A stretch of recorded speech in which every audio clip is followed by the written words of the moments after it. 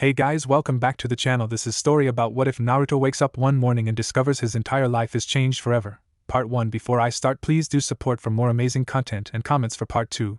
Do consider to subscribe my channel and share my video to your friends and check out the description as well. Let's start the video. Dear Naruto-kun, we know you hate people for breaking into your apartment, those stupid villagers, but this time is different.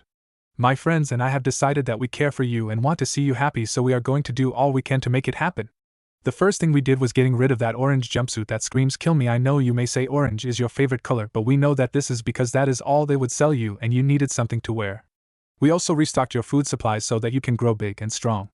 I know you claim to love ramen, but we know that this is because it is all you can afford to get and is the reason for your love of the ramen restaurant. We will not make you quit eating ramen, but please eat at least one other meal a day, and we call that even. The books are to help you with your choice as being a ninja. We want to see you grow big and strong, and those will help with that. I know they are boring to read, but in the long run each and every of these books will help. I promise. The scrolls have a few jutsu and training equipment to help you. Do not train where people can see you. There is a training ground a half-mile behind the Hokage monument with a waterfall that should be perfect for you to exercise on. There have been seals placed on your doors and windows so that no one can enter your apartment and take your stuff again unless you let them add their blood to the seal next to the picture of the yondaime and his wife on your wall. We gave you the picture so you can imagine that they are watching over you and are proud of the fine young man you are becoming. To get in, you have to bite your thumb and wipe it across the doorknob before it will unlock the door, and it only will stay unlocked for 10 seconds, so you have to open it quickly before those 10 seconds are up, or you will have to repeat the process. I know you want to know who we are, but we cannot tell you yet. It is not that we do not want to, it is just that you have to wear that mask to protect yourself from the villagers. We too have to wear a mask to make people think we are not helping you, so they will not try to stop us. Do not under any circumstances tell anyone about us, not even the Hokage or the people at the ramen stand. They may think that we are first making you think that we are nice to you and then later hurt you, which we are not going to do. Please say you received them from a blonde-haired woman with a diamond on her forehead who said she was repaying your father but refused to tell you who she was. The Hokage will think it is one of his trusted students who has not been in the village for a long time. The person we are referring to knows about this and is okay with it, so that way everything will be okay. We know who your parents were, and we will tell you in time, so trust us. When you learn who we are, please do not hate us because of our mask, because we may have to say something that may sound hateful, but it hurts us to say it because we care for you, so please trust us, and do not be mad at us. I know it is not easy for you to trust, but it is worth it. When we tell you who your parents are, we will also tell you why you are hated by the village when they should be praising you as their hero. You will understand later. This is not charity. Think of these as late birthday presents, since we have not been able to give them to you before, and you will get more in the future when we think you are ready. If you have anything special you might like, just think about it, and we will try to get it for you, but this does not mean just anything. It would have to be either something you honestly need, or really want badly. Sincerely yours, Sisters of the Circle. Naruto read the note again, and smiled, thinking of what he read, and smiled his first true smile in his life. He walked back into his room and got dressed in the new clothes and discovered a partial face mask and a bandana to cover his hair with. He smiled as he put it on, and then went into the kitchen and fixed himself a bowl of cereal. As he is eating it, he looks at the scrolls and books and saw one that said "Do First" in bold letters. He opens it and reads Kage Bunshin no Jutsu. Kage Bunshin is a Jonin rank forbidden technique that allows the user to create corporal copies of the user, and is used for many different abilities. It can be used for spying and fighting as well as training. Anything a Kage Bunshin learns before it is dispelled or gets destroyed returns to the original, and they gain the knowledge the clone possessed. It is great for helping with paperwork and homework. Note: it will not make the user physically stronger, and they can only take one direct hit before dispelled, but they can work on chakra control exercises and that will transfer to you. The technique splits chakra evenly between host and clones. More chakra equals more clones, but do not force a lot of chakra into one or two clones because they will explode. Spread the chakra out. Naruto smiled and looked at the books and thought, this will help me learn all these books faster as well as other techniques, and since I don't have school today I can start now. And he proceeded to try the hand signs but failed the first time. A few hours later, Naruto was panting, but he had a smile on his face as he looked at the 3 perfect Kage Bunshins in front of him. He asked, so how do we do this? One clone said, I'm hungry. Another clone said, let's try more jutsu. The last clone looked around and said, I think we should read those books. Naruto and the other 2 clones looked at him, and the real Naruto said, you're right. Whoever these sisters are that gave this to us must have wanted for us to actually read them. Let's get started. And then fell flat on his face. The clones looked at each other, and the first clone said, you heard him, and walked over to start reading and looked at the title Human Anatomy. And then he vanished due to chakra depletion. The other 2 clones blinked and moved to help Naruto, but when they picked him up they ran out chakra as well and caused him to fall again. A few hours later, Naruto awoke and looked around and saw he was in his bed again and thought it was some kind of dream, but when he looked beside his bed he saw the new alarm clock and it read 3:30 in the afternoon, and there was a note, remember what we told you about it. It splits your chakra evenly. Good job on getting the hang of it so fast, and you should know what they learned even though you passed out. Try and eat this apple and then try again, but start with reading before you work on your body because you will find some equipment to help in your scrolls. Note, do not just read the books. Read them until you have them memorized.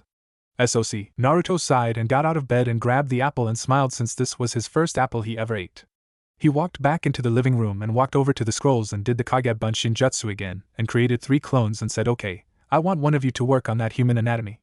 One of you to start organizing these books on my new bookshelf over there while reading the titles so I will know what they are, and I want the other one to look through the scrolls and see if you can find the equipment they talked about. Each one said yes, and got busy working on it while the real Naruto picked up a book and read the title Chakra Control and Why It Is Important, and started to read. 9 Figures smiled a few moments later knowing that everything was working out great. Naruto had spent the entire weekend in his apartment reading the books and scrolls, not even leaving to go get ramen. Naruto was currently up to 5 Kage Bunshins. He had one working on trying to get chakra to float a piece of paper above its head, one was reading the book titled Shogi for Beginners. Another was reading Basic Diplomacy. One was reading How to Cook. And the last one was reading Basic Sealing. The real Naruto was currently doing 200 sit-ups as part of his training schedule he was to work on. 167,168,169,170, and a knock came on his door causing him to lose count, and he said damn it, and got up and walked over to his door and asked who is it. A moment later a kind old voice Naruto knew said, Naruto, it's me. Can I come in? Naruto dispelled the clones and said yeah. And he reached for the door and opened it and smiled as he saw the man he considered a grandfather. The third Hokage was smiling, but he was curious when he saw Naruto clothes and when Naruto said, won't you please come in? With a little bow the Hokage had questioning eyebrow. As he walked into the apartment his eyebrows rose all the way to the ceiling seeing the new look to Naruto apartment. And when he heard the door closed he turned and looked at Naruto wondering what was going on. Naruto smiled and asked, would you like some tea, old man? The third chuckled and said, yes please, though I have to wonder how you have tea and what's with the new cloths and stuff in your apartment. Naruto stiffened for a moment, and then said, well that's the strange thing, old man. The other morning when I woke up a blonde-haired woman was in my apartment, and she had this weird diamond thing on her forehead, and she said she was repaying my father whoever he is for something and that this is like a late birthday present. She seemed nice and all, but she would not even tell me her name as she left right after that, but she gave me some books and scrolls and new cloths, and some food beside it ramen. Do you know who she is because she said you were her teacher or something? As he returned with some boiling water he had already going because of the Kage Bunshin trying to learn to cook. The third himself was thinking, Tsunade, when did you get back to town, and what would you be telling Naruto that? The third smiled as Naruto served him his tea and asked, so how did you learn manners so quickly, Naruto? Naruto scrunched his eyebrows trying to figure if it was an insult but decided it wasn't, and said, well I learned it with a little help of a jutsu she gave me. The third seemed interested and asked, really, what jutsu? Naruto put his hands in a cross as the third started to take a sip and said, Kage Bunshin no jutsu. And 5 clones appeared causing the third to spit his tea out in shock, and he looked at Naruto and the 5 clones and Naruto said, okay, get back to what you were doing before. And they continued what they were doing, and the third was beyond amazed with what he was seeing. A frown came on his face and asked Naruto, what do you know about this jutsu? Naruto scrunched his nose Aegean and walked over to a pile of scrolls and grabbed the one that had Kage Bunshin on it, and walked back over and handed it to the third, who read it, and his eyes got wide reading the part about paperwork and thought, I can't believe it's that simple. If you were here right now, Tsunade, I could kiss you. In a casino several hundred miles away a blonde sneezed causing her dice to roll, and she blinked and said, I won. It's the end of the world. Her assistant quickly grabbed the winnings and ran to pay off a debt, much to Tsunade's dismay. Back with the third he finished reading it and said, okay Naruto. I think that everything is okay, but what are the other jutsu you have if you don't mind me asking? Naruto frowned and said, I don't know. The instructions I got with my training schedule said the scrolls will only open when I get the right amount of chakra control for that scroll, and they are each numbered to which should open next, so now I am trying this modified leaf balanced chakra control while I am here reading the books. Later I am going to start tree climbing. The third thought for a moment, and he thought that his student must be thinking ahead and agreed with that, and said, okay Naruto. I guess that answers all my questions, but if that woman comes back ask her to see me sometime to catch up. Naruto smiled and said, sure thing, old man. I do have one question though, old man, if you don't mind me asking. The third smiled and said, if I can. Naruto nods and points to the picture of the yondaime, getting the third to look at it for the first time and go wide-eyed as he sees who the couple are, and Naruto said, I was told this seal right here is to let people in my apartment so the villagers can't steal my stuff, and you can't get in without putting your blood on this seal and then won the doorknob, so my question is, do you want to put your blood on it to make sure it works? I already did mine, but I don't really know anything about seals and want to make sure I don't get locked out of my own apartment. The third finally takes his eyes off the picture and looks at the seal and recognizes it as one of the ABNU level security seal for prisoners and said, sure Naruto, that seal should work just as you were told. As he bit his thumb and wiped some blood across it, causing it to glow blue for a moment, and Naruto did the same thing and nods his head and walks back over to sip some more tea. The third glances back to the picture and asked Naruto, "Do you know who these people are?" Pointing to the picture, Naruto walks over and said yes. "I was told that this is the yondaime and his wife, and when I got the picture I was told that it's like they are watching me and are proud of the young man I am becoming, though I don't know why the yondaime would care about an orphan, but it makes me feel like I have a family or something." The third forced a smile, though on the inside he was thinking, "You have no idea how close you are, Naruto. I wish things could be different for you. I'm glad you got this picture, and it's probably the only one with them together, so treasure it." And said he was the Hokage, so he cares about everyone in the village, and his wife was a good woman who was just like you in some ways actually, but I might tell you about them some other time since I got to get back to my paperwork. Naruto smiled and said, "Hey old man. Why don't you use that Kagebunshin jutsu to help with your paperwork? It's pretty neat." The third smiled and said, "Perhaps I will, Naruto, perhaps I will. Now Naruto, I do have one thing to say. That jutsu is very dangerous if it gets in the wrong hands, so don't show anyone how to use it or any of those scrolls unless I say it's okay. I don't want to see you or someone else get hurt." Naruto nods and said, "Yeah, it eats chakra a lot. I already passed out after I got the hang of it." The third nods and walks to the door, and Naruto opens the door and said, "Thank you for coming, old man." The third chuckled and said, "You have learned manners, Naruto, but I guess something will never change. Good luck and have a good week at the academy." Naruto nods, and after the third is gone he closes the door and locks it before going back down and sitting and looks at the picture of the yondaime, and said, "You may only be the Hokage and his wife, but a part of me wishes you were my parents. At least then I would finally know who my family is or was." With a sad smile on his face, a woman frowns as she hears him say that, and she lets a tear fall down her cheek. The next day when Naruto got to class he was about to take his normal seat by the class rookie Sasuke, but remembered one of the books he read said to avoid conflicts by moving to a safe position, so he walked to the back of the class to where an empty seat always is and sits down there, and pulls out his notebook and pencil. He hears something moving on the other side of the room and looks, and he notices Shikamaru and Choji playing shogi, so Naruto leaves his stuff there and gets up and walks over and looks at the board a moment, and said, "Game's over in 10 moves." Causing both boys to look up at him. Shikamaru looks at the board and said, "Close 8 actually, you play." Naruto sighs and said, "I just started to learn, but I recognize the moves you have him set up for from the books I have been reading." Choji eats some chips and said, "Since even I know I lost, you want to play him a game, Shika. Maybe you can help him out." Shikamaru looked bored and said, "It's troublesome, but sure, we still got a little time." And they reset the board. They played for 10 minutes and Naruto sighed and said, "You won in 3 moves." Shikamaru looks at Naruto and said, "You just started to play. That is actually pretty good." Naruto smiles and said, "Thanks. I just used what I learned so far with what I have done with some of my pranks before, and it seemed to work for a while, but it was fun. Thanks for letting me play, and here since I took your game as my way of saying thanks." As he hands Choji a cup of instant ramen. Everyone knows Naruto is a ramen head, and for him to give his food like that made him have 2 new friends. Shikamaru smiles and said, "No problem. Keep learning and we will play Aegean sometime." Naruto said sure. As he got up and walked back over to where his stuff was inside, when he got there seeing someone had broke his pencils and put a rip halfway through his notebook. He hears some kid snicker in the background, and he sits down and takes the 2 pieces of a pencil he has and sets them down together on his desk waiting for class to start. When the 2 teachers walk in, Iruka screams, "Settle down." As he looks around the class, and he narrows his eyes when he sees Naruto because of his new clothes. He's not allowed to wear face mask or hats in class so they can tell who he is. He looks around the class and said, "Okay. Today we are going to have a pop quiz." Just then the kid that was snickering a moment before jumps out of his seat and screams, "I'm on fire. Help, help, someone help me." And drops to the ground and starts to roll on the floor, making the whole class erupt into laughter. Iruka walks over and grabs the student by his shirt and said, "Settle down, you are not on fire. If you or anyone else in this class disturbs the test, you will get an F." As he lets go of the student, who is shaken up and looks around trying to find the fire he knew he felt and saw earlier. He sits back down and looks uneasy. Iruka sighs and said, "Please pass out the test, Mizuki." And Mizuki starts walking through class handing out papers, but when he gets to Naruto he hands one off the bottom of the stack with his back to Iruka. Iruka screams at that moment, "What the hell?" As he felt something crawl up his pant leg, but he looked at it and saw nothing. Mizuki hands the paper in his hand to Naruto and smiles and said, "Good luck." As he finishes passing out the test, Iruka said, "Begin." And everyone starts taking the test, and Naruto is surprised because it was stuff he read recently and quickly works through it. Iruka sighs and said, "What is it, Sakura?" Making everyone in the class look at her. Sakura looks around and said, "I'm sorry to bother you, Iruka-sensei, but I think I got the wrong test. We never covered any of the stuff on this test." Iruka looked confused because Sakura was one of the brightest in class, and he asked, "What do you mean, Sakura?" Sakura looked down at her test and said, "Well, take this first question. If you are interrogating a prisoner who is giving you all the answers you want without having to torture him, should you trust the information?" Iruka was stunned, and he walked up to Sakura's desk and looked at her test and said, "That's strange. How did you get the ABNU enrollment test?" "You're right, Sakura, you got the wrong test.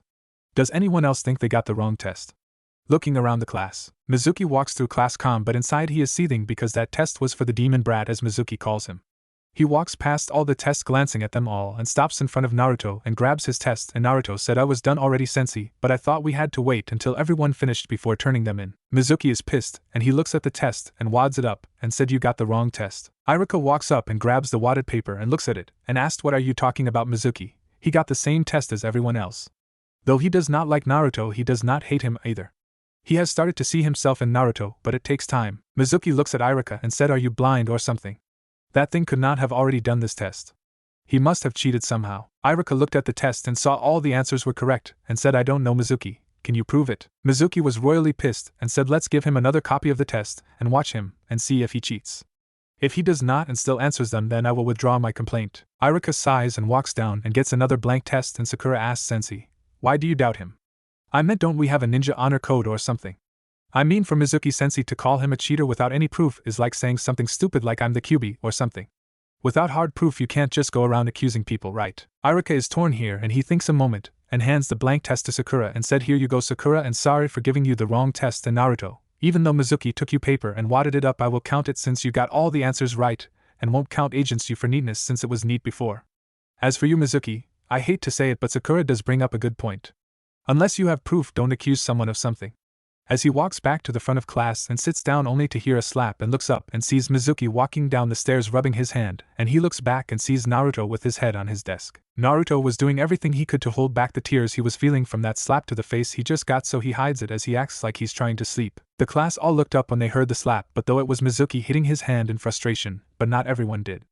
A few students had their eyes narrowed at him. When Mizuki got to the bottom step, he felt like his foot flew out from underneath him as he flew forward and hit the desk head first. Everyone looked at him and started to laugh, and even Naruto looked up and then looked back down, unable to smile because his face hurt. The few that had actually seen what Mizuki did were pissed that he would do something like that.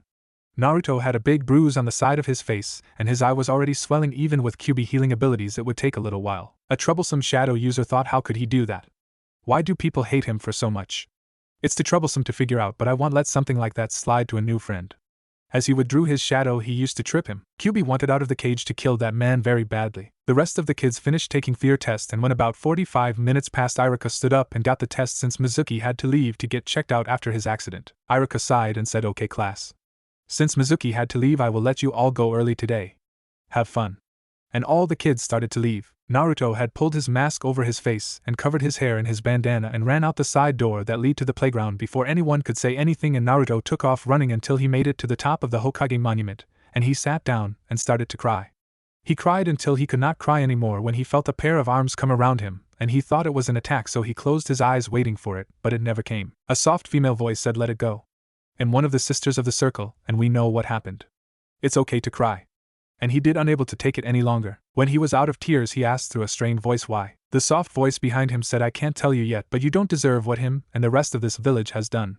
Know that there are those of us who care for you, Naruto-kun." Naruto started to turn around, but the arms grabbed his head, making it where he could not, and the voice said, "Not yet.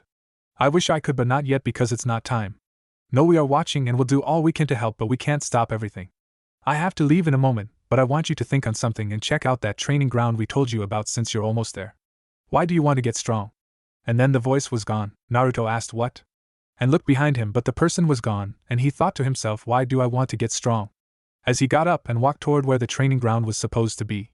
20 minutes later he found it, and was awed by it, and then he remembered he had training to do, so he created a cage bunshin who started to count as Naruto started to run a circle around the ground. After the 10th time he went around, he stopped while panting and looked at the clone, who was silent for a moment, and it said average was 2 minutes and 10 seconds per lap. Naruto dispelled the clone, but realized he dispelled the ones in his apartment also, and he felt a little lightheaded for a moment, and said, "Shit, my bread's in the oven," and took off running toward his apartment as fast as he could. When he got there and opened his door, he saw that the bread he was making was on the table, and also half of it was gone, and there was a note that said, "Not bad, but you need a little more practice on baking. You used too much salt. Other than that, it was good." Naruto smiled as he read it, and took a bite out of the bread that was sliced for him, and he said, "Yeah, just a little too much, making it bitter. Maybe I can add a little sugar to sweeten it next time." As he sat at the table and opened the scroll one of his clones was reading, Mizuki was not happy at the moment. When he got to the hospital, he was told to wait, and then a nurse walked up with brown hair and green eyes, and she led him into a room to get checked out. He was fine until he felt himself pass out as she hit him in the neck. What made him not happy was when he awoke he was tied to a table and the doctors were working on him, and he was not able to move or feel what they were doing, but he could hear what they said. The doctor sighed and said, "How could this have happened?" A nurse said, "I don't know, sir.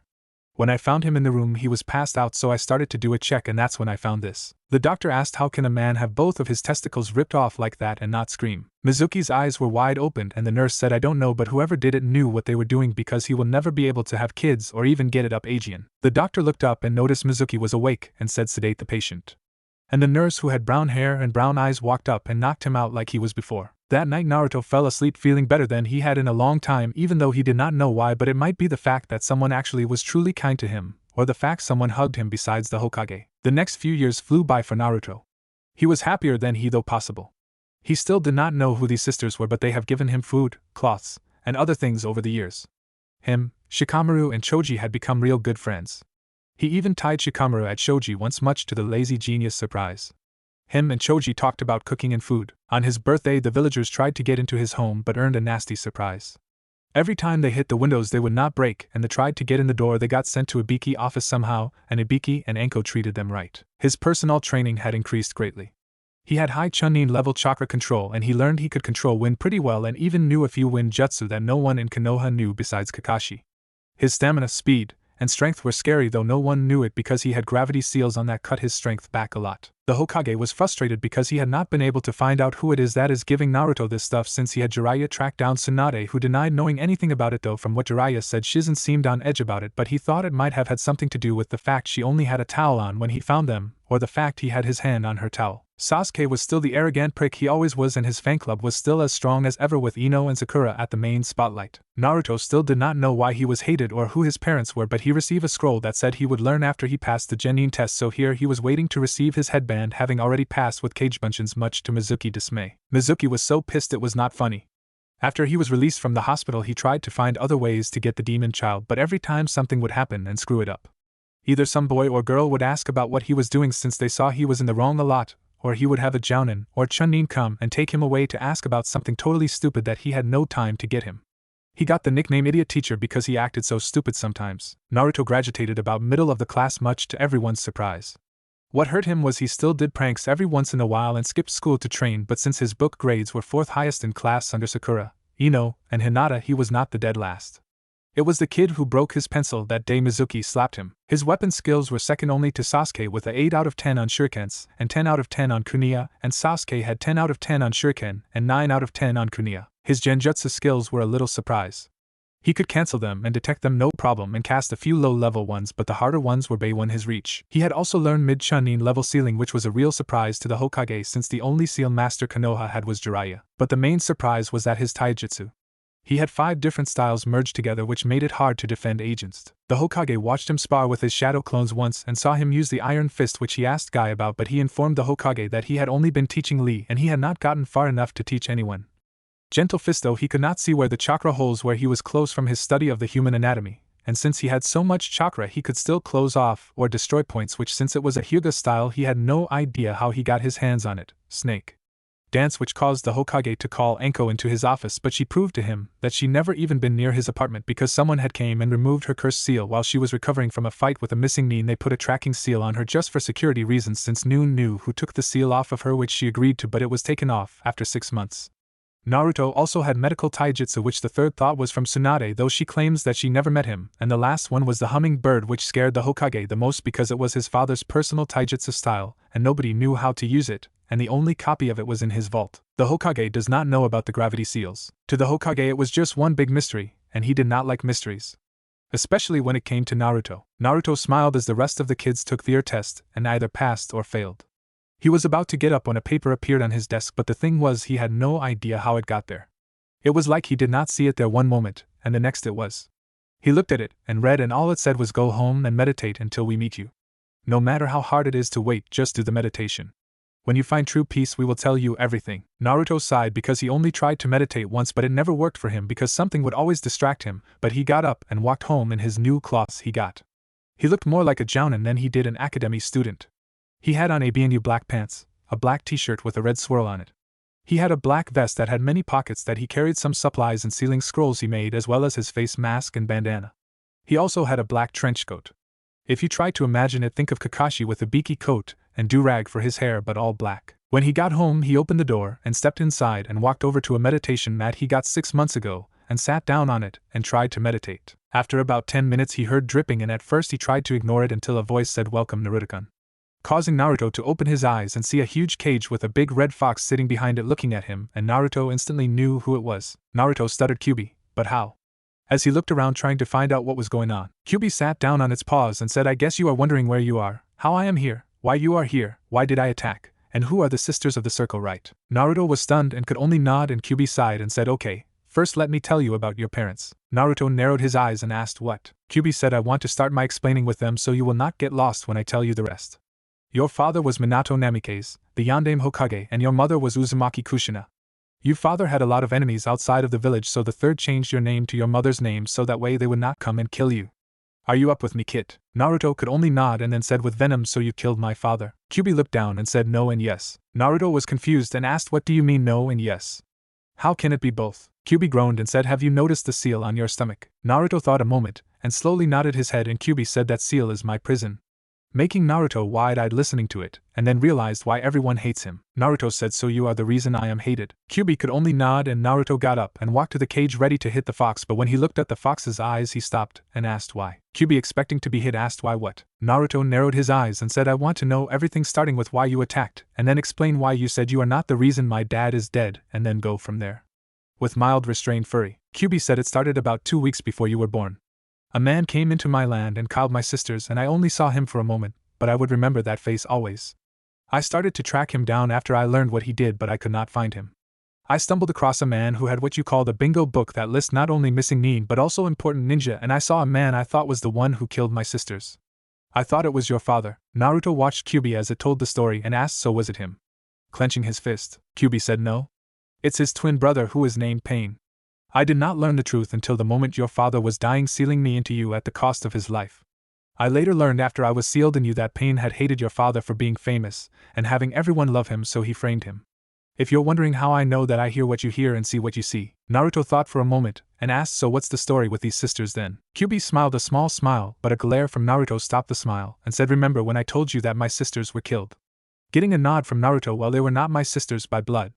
As you know, I am a kitsune. Kitsune are all women." Naruto got wide-eyed, "and I was the leader of them, being the strongest. Each kitsune could make 1 new kitsune for each tail they had, so I could make 8, and I did just that, but I won't tell you when or how because you don't need to know that. Just know that they are the ones who have been helping you." Naruto sighed as he sat down and said, "So the only reason they have been nice to me is because they are like you?" Kyubi laughed, making Naruto look at her, and she said, "No, silly.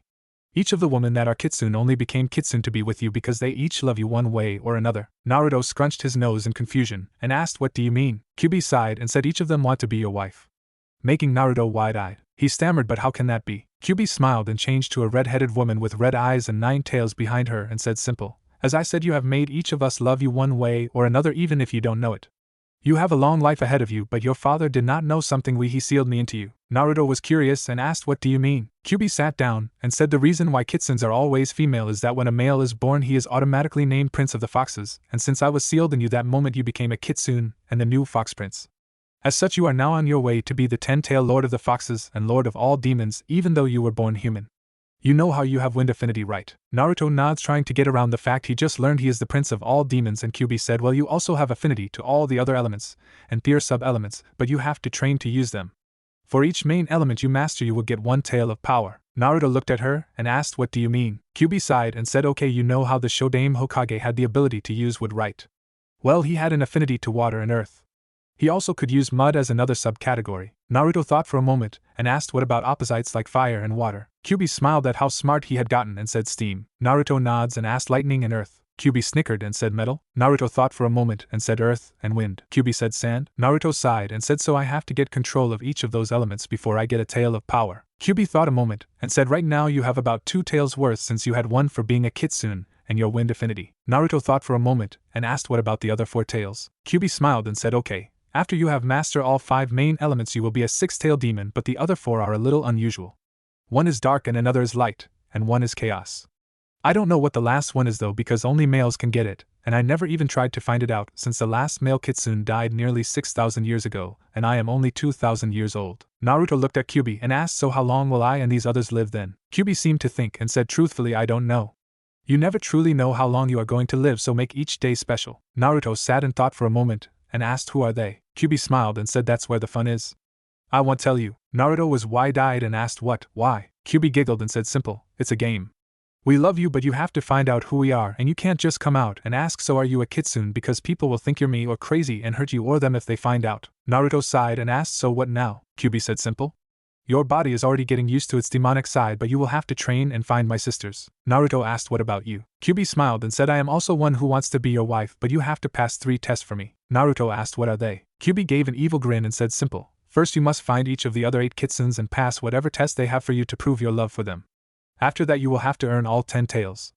And then the last one is you will have to make me submit to you, because I had to beat all of the other tailed demons to be named leader of them, since no male has been born in so long, and I refuse to just hand over the title without you proving you are worthy of it. Naruto asked, do I have a choice? Kyubi looked right into his eyes and said, nope. The moment I was sealed in you, your fate was sealed. It's not all bad, as I said, there are a total of 9 women who love you and want to be happy with you and be your family.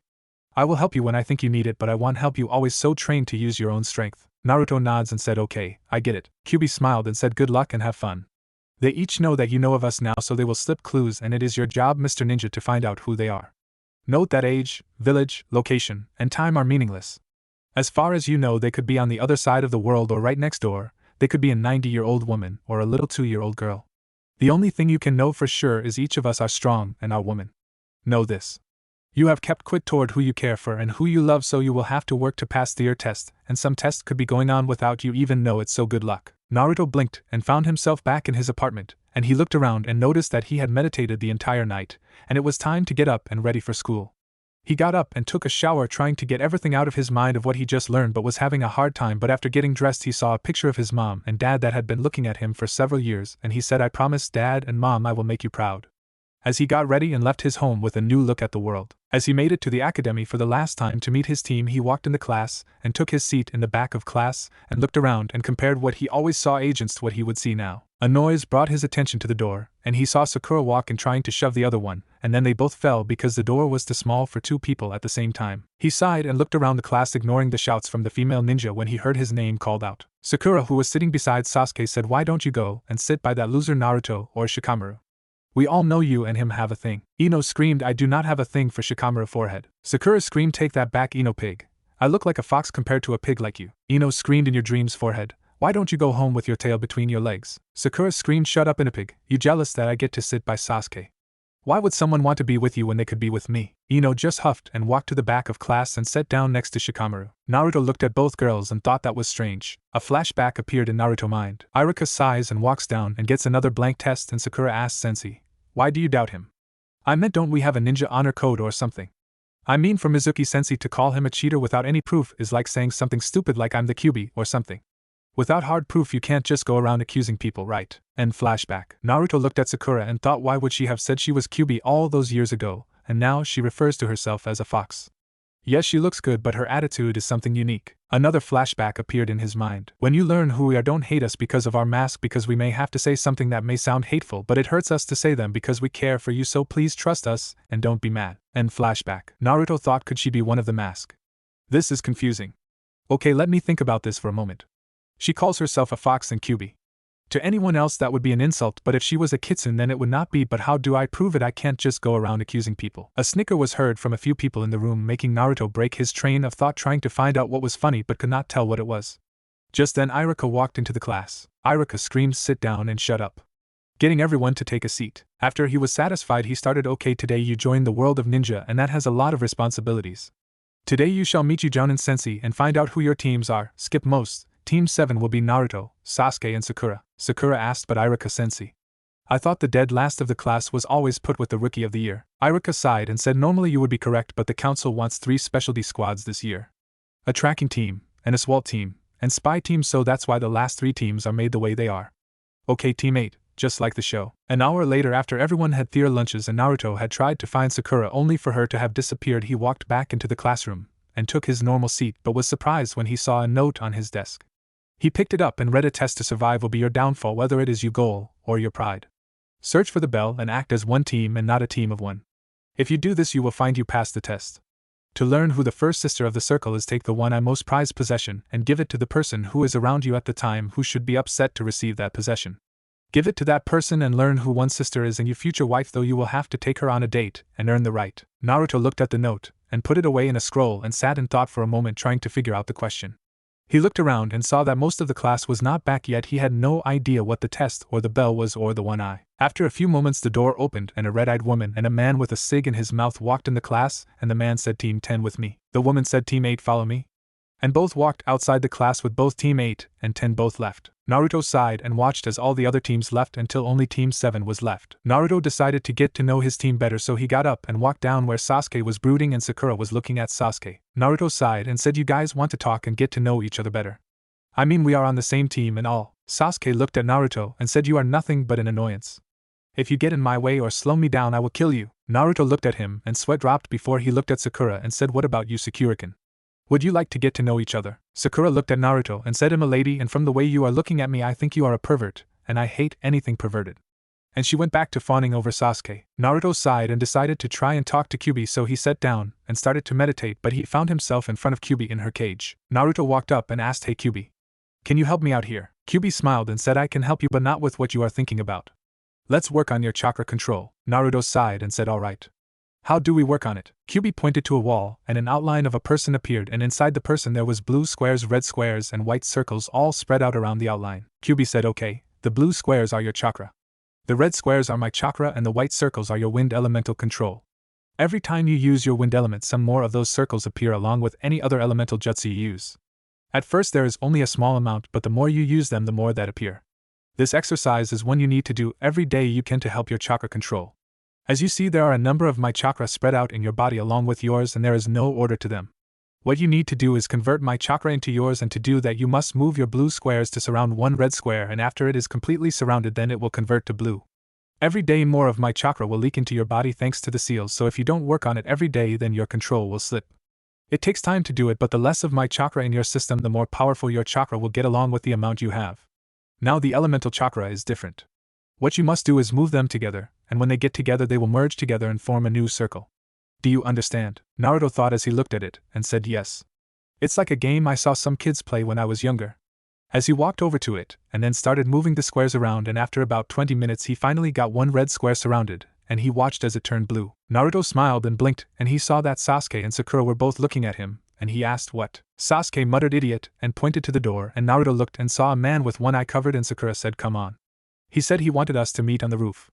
As she walked by him following Sasuke, Naruto sighed and got up and followed after them, but stopped as he thought about his note he had and thought, is he the one eye? And continued up to the roof. When they got there Naruto saw the man with his face buried in a book, and he said, "Now that you're all finally here, let's begin with introductions." Sakura said, "Why don't you go first to show us how it's done, pervert?" The man crinkled his one eye and said, "My name is Hokage Kakashi, and I like many things and dislike many others, and my dreams for the future are none of your concern. You're next, Pinky." Sakura growled and said, "My name is Sakura, and I like medical jutsu and my precious people. I dislike perverts and those who hurt those precious to me. Dreams of the future. Being one with the man I love." As she had stars in her eyes, Kakashi sighed and thought, fangirl. And he pointed to Sasuke. Sasuke said, "My name is Sasuke.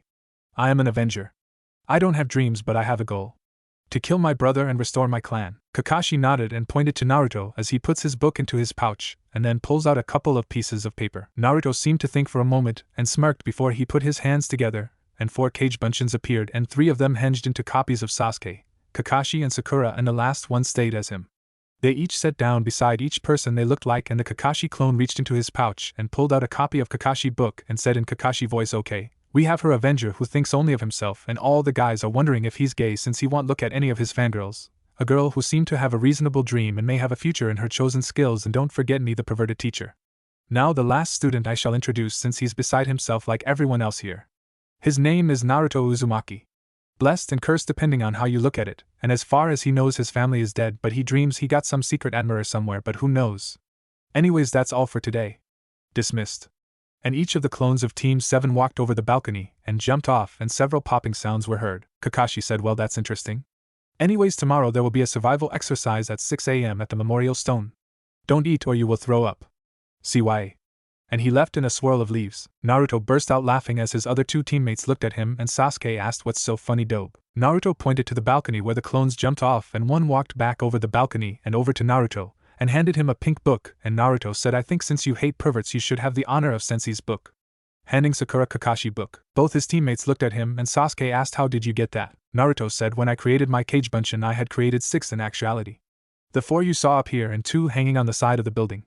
I had one henge into that book at the same time as I had everyone distracted with my ones up here henging and had the other one replace the book with the one in Kakashi pouch.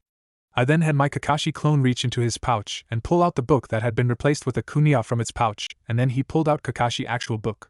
The rest you can say is history. Both of his teammates were stunned and Sakura asked well why did you give this to me? Naruto said well I could say a fox told me but the truth is with your blatant hatred for perverts I figured if I want to get to know you better I can ask you on a date but I should try and impress you first and show you I am not a pervert. Sasuke humphed and said you are a waste of time and effort. If you got time to talk you got time to train. And he left. Naruto looked at Sakura who was watching him leave and started to follow him and Naruto asked so, how about you let me take you to lunch? Sakura stopped and said sure Kitsune but not until after our test tomorrow. You still have to pass that part. And she left ignoring the smile that was hidden behind the mask Naruto had pulled up after Irika left the class. Naruto smiled and thought so she's one huh? I wonder how much of her is an act and how much is real.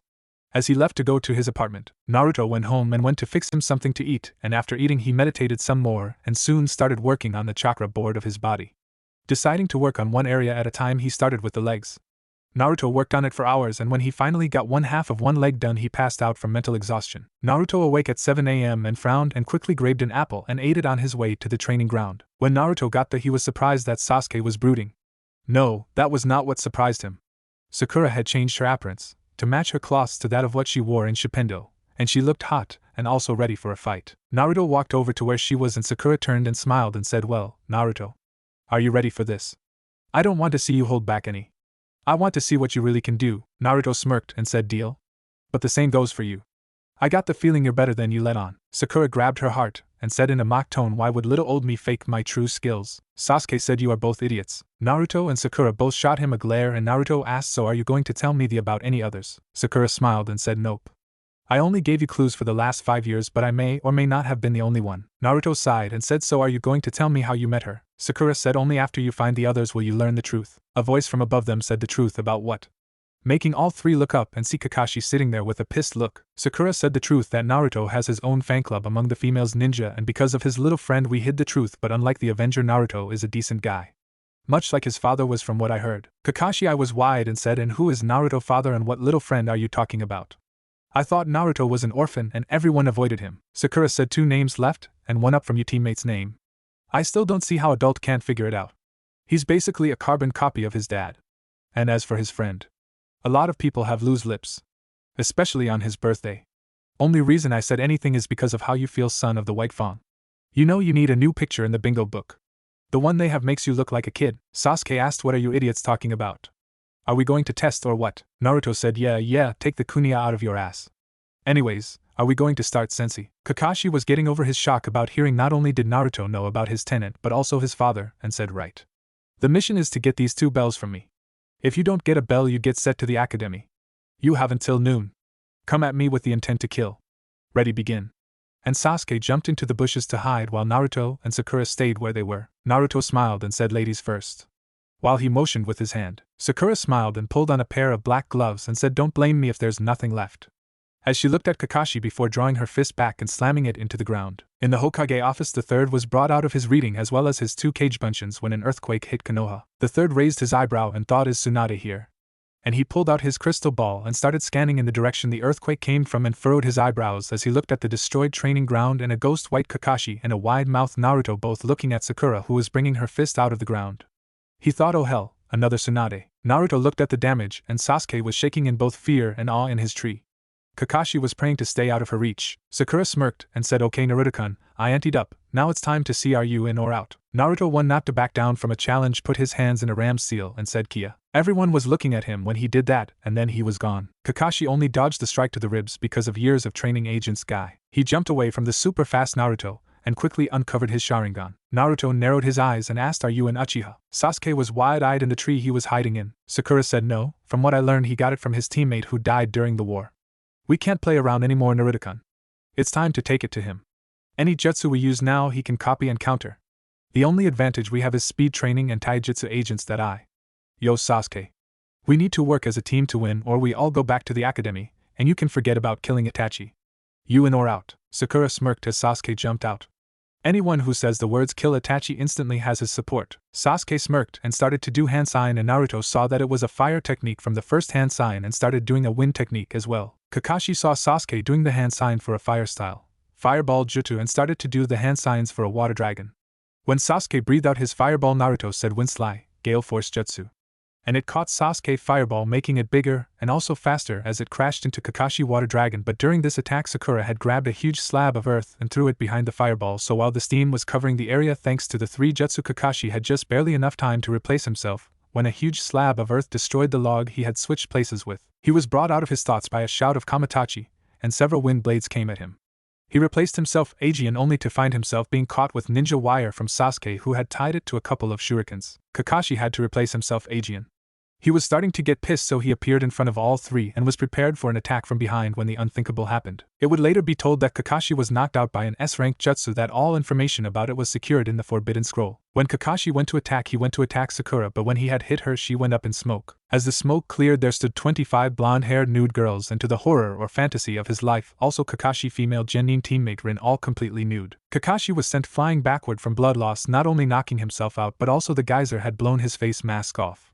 When all 3 genin had walked over to him and Naruto looked at Sakura, he thought, how the hell did she know how to do my sexy no jutsu, and why would she do it also? I thought she hated perverts. Sakura giggled and said, I do, but that jutsu works agents perverts like him. That's why. As she looked at Kakashi's face, she reached down and got the bells, tossing one to both Naruto and Sasuke, and said, I always thought his face would look different.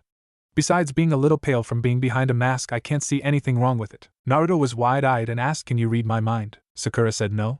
I just learned to read your body language and put it together. Naruto heard giggling in the back of his head but chose to ignore it for now, and he got an idea and pulled out a water balloon that he had sealed in a scroll and held it above Kakashi, and used what he had been working on for a few months now from a scroll and popped it above Kakashi, and the water fell down, soaking him and waking him up. Kakashi groaned dead and rubbed his face and felt his mask gone and quickly put it on and stood up and say Naruto and Sasuke, who looked pissed, holding a bell, and Kakashi said, so does anyone know what the secret to this test was? Naruto and Sakura both said teamwork. Kakashi nods and asked, why do you believe that, Naruto? Naruto said, I read something once that said you should act as one team and not a team of one. Kakashi nods and asked, what about you, Sakura? Sakura said, simple. Those who follow the rules are trash, but those who abandon their friends are worse than trash. Kakashi was stunned by those two, and he looked at Sasuke and said, what about you, Sasuke?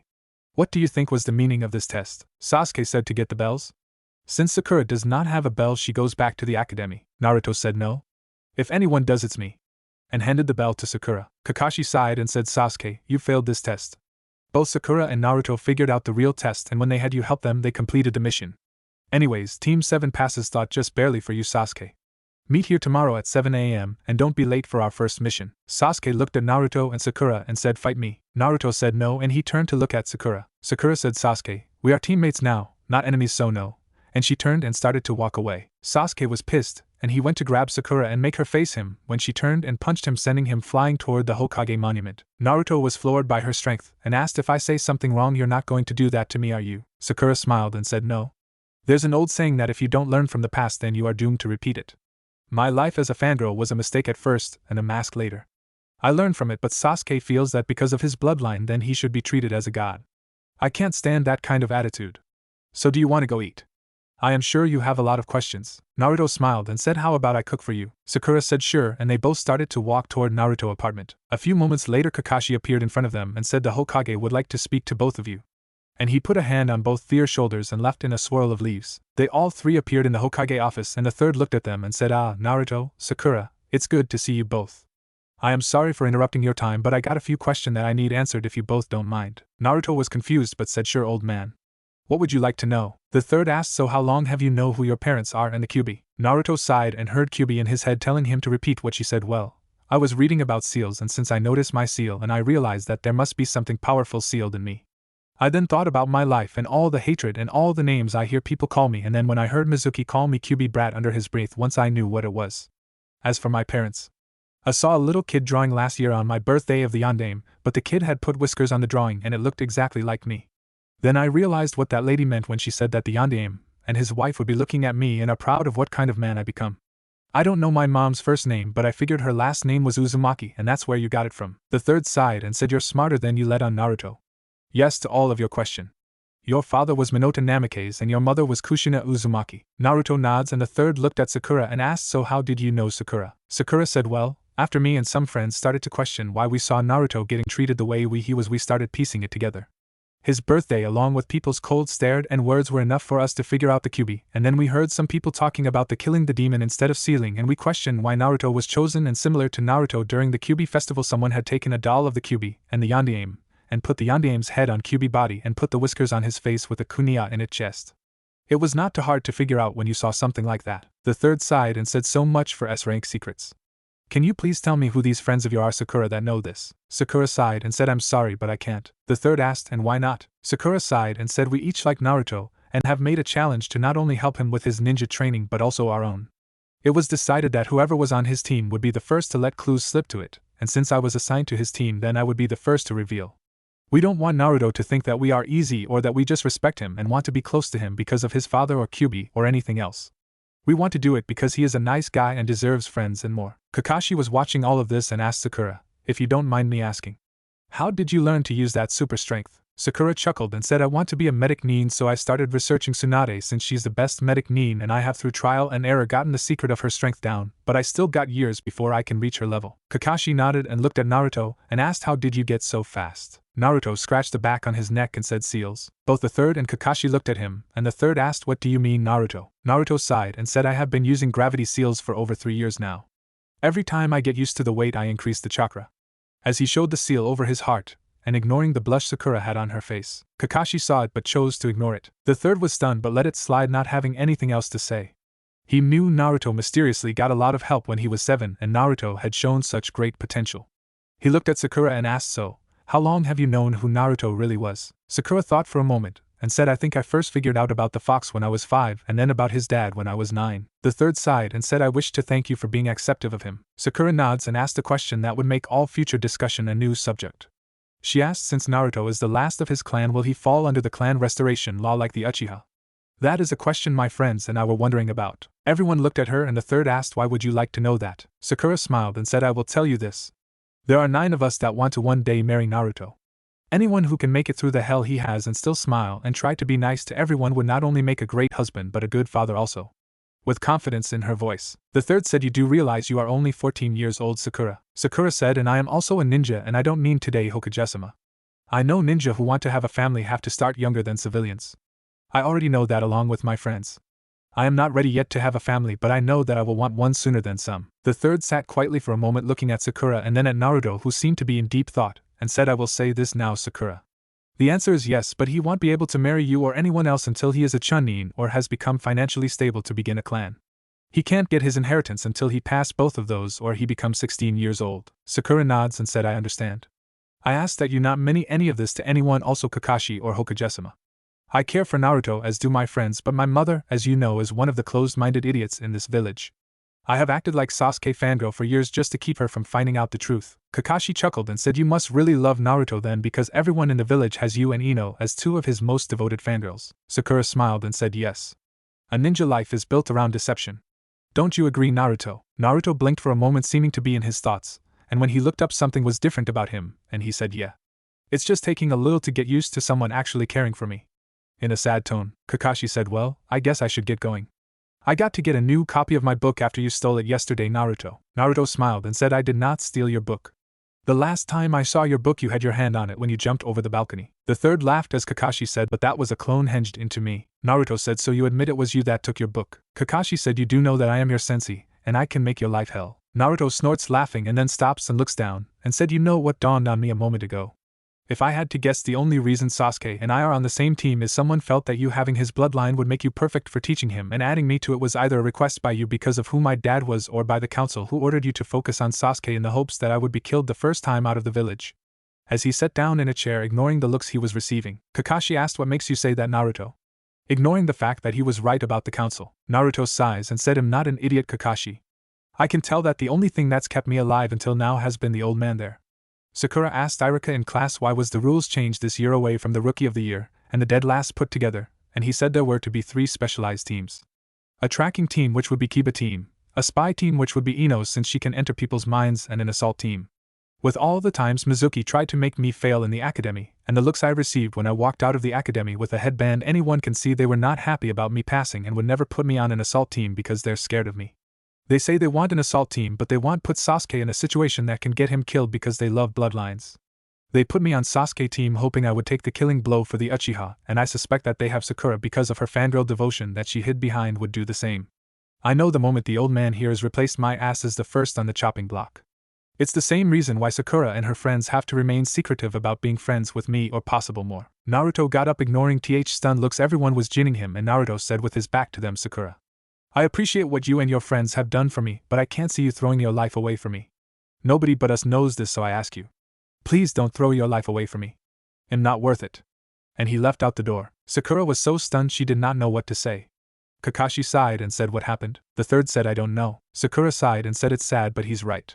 He just summed up exactly what would happen. The third asked, what makes you and Naruto so sure about that? Sakura said, Kakashi, before today did you know Naruto was your sensei son? Kakashi scratched the back of his head and said no. Sakura nods and said, and if you had to choose between a fangirl, a dead last idiot who looks like your sensei and is a constant reminder of him who happens to have the killer of your sensei in him, and the last connection you have to a member of your genuine team who gave you his eye who happens to be the rookie of the year.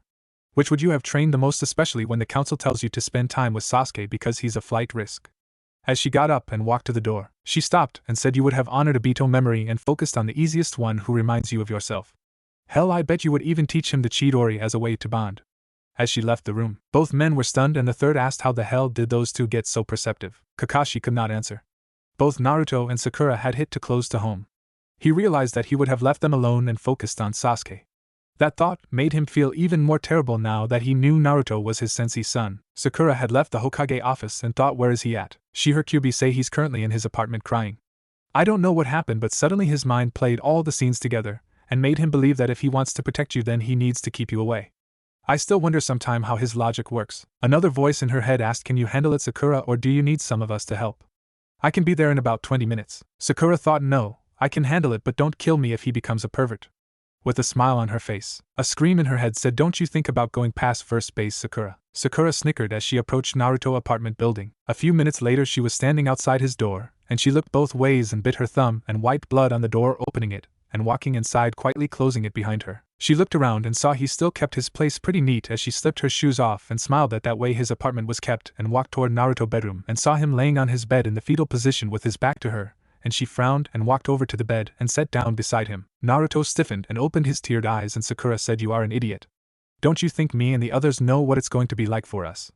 Yes, a lot of people are going to hate you and us, but we knew that before we made our choice. Naruto asked, what choice was it, and why did you choose it? Sakura sighed and said, I want to tell you a story. Naruto looked at her as he laid on his bed. Sakura smiled, noticing she had his undivided attention, and said, there once was a man who would do anything for his precious people. One by one the list of people on that list grew and grew. He became a hero and respected warrior all across the world. He helped the lives of many and changed them for the better. After many years a battle was held between the hero and a man that was evil. The hero and the evil both fought for 3 days straight until the hero killed the evil, but believing he had nothing left to live for died as well. When the hero was dead, those he had saved in his life came together, and at the sight of his grave made a pact. The pact was to ensure the hero's life was the best it could be and for him to finally find the love he longed for his entire life. They loved him for different reasons, but they all agreed that they loved him.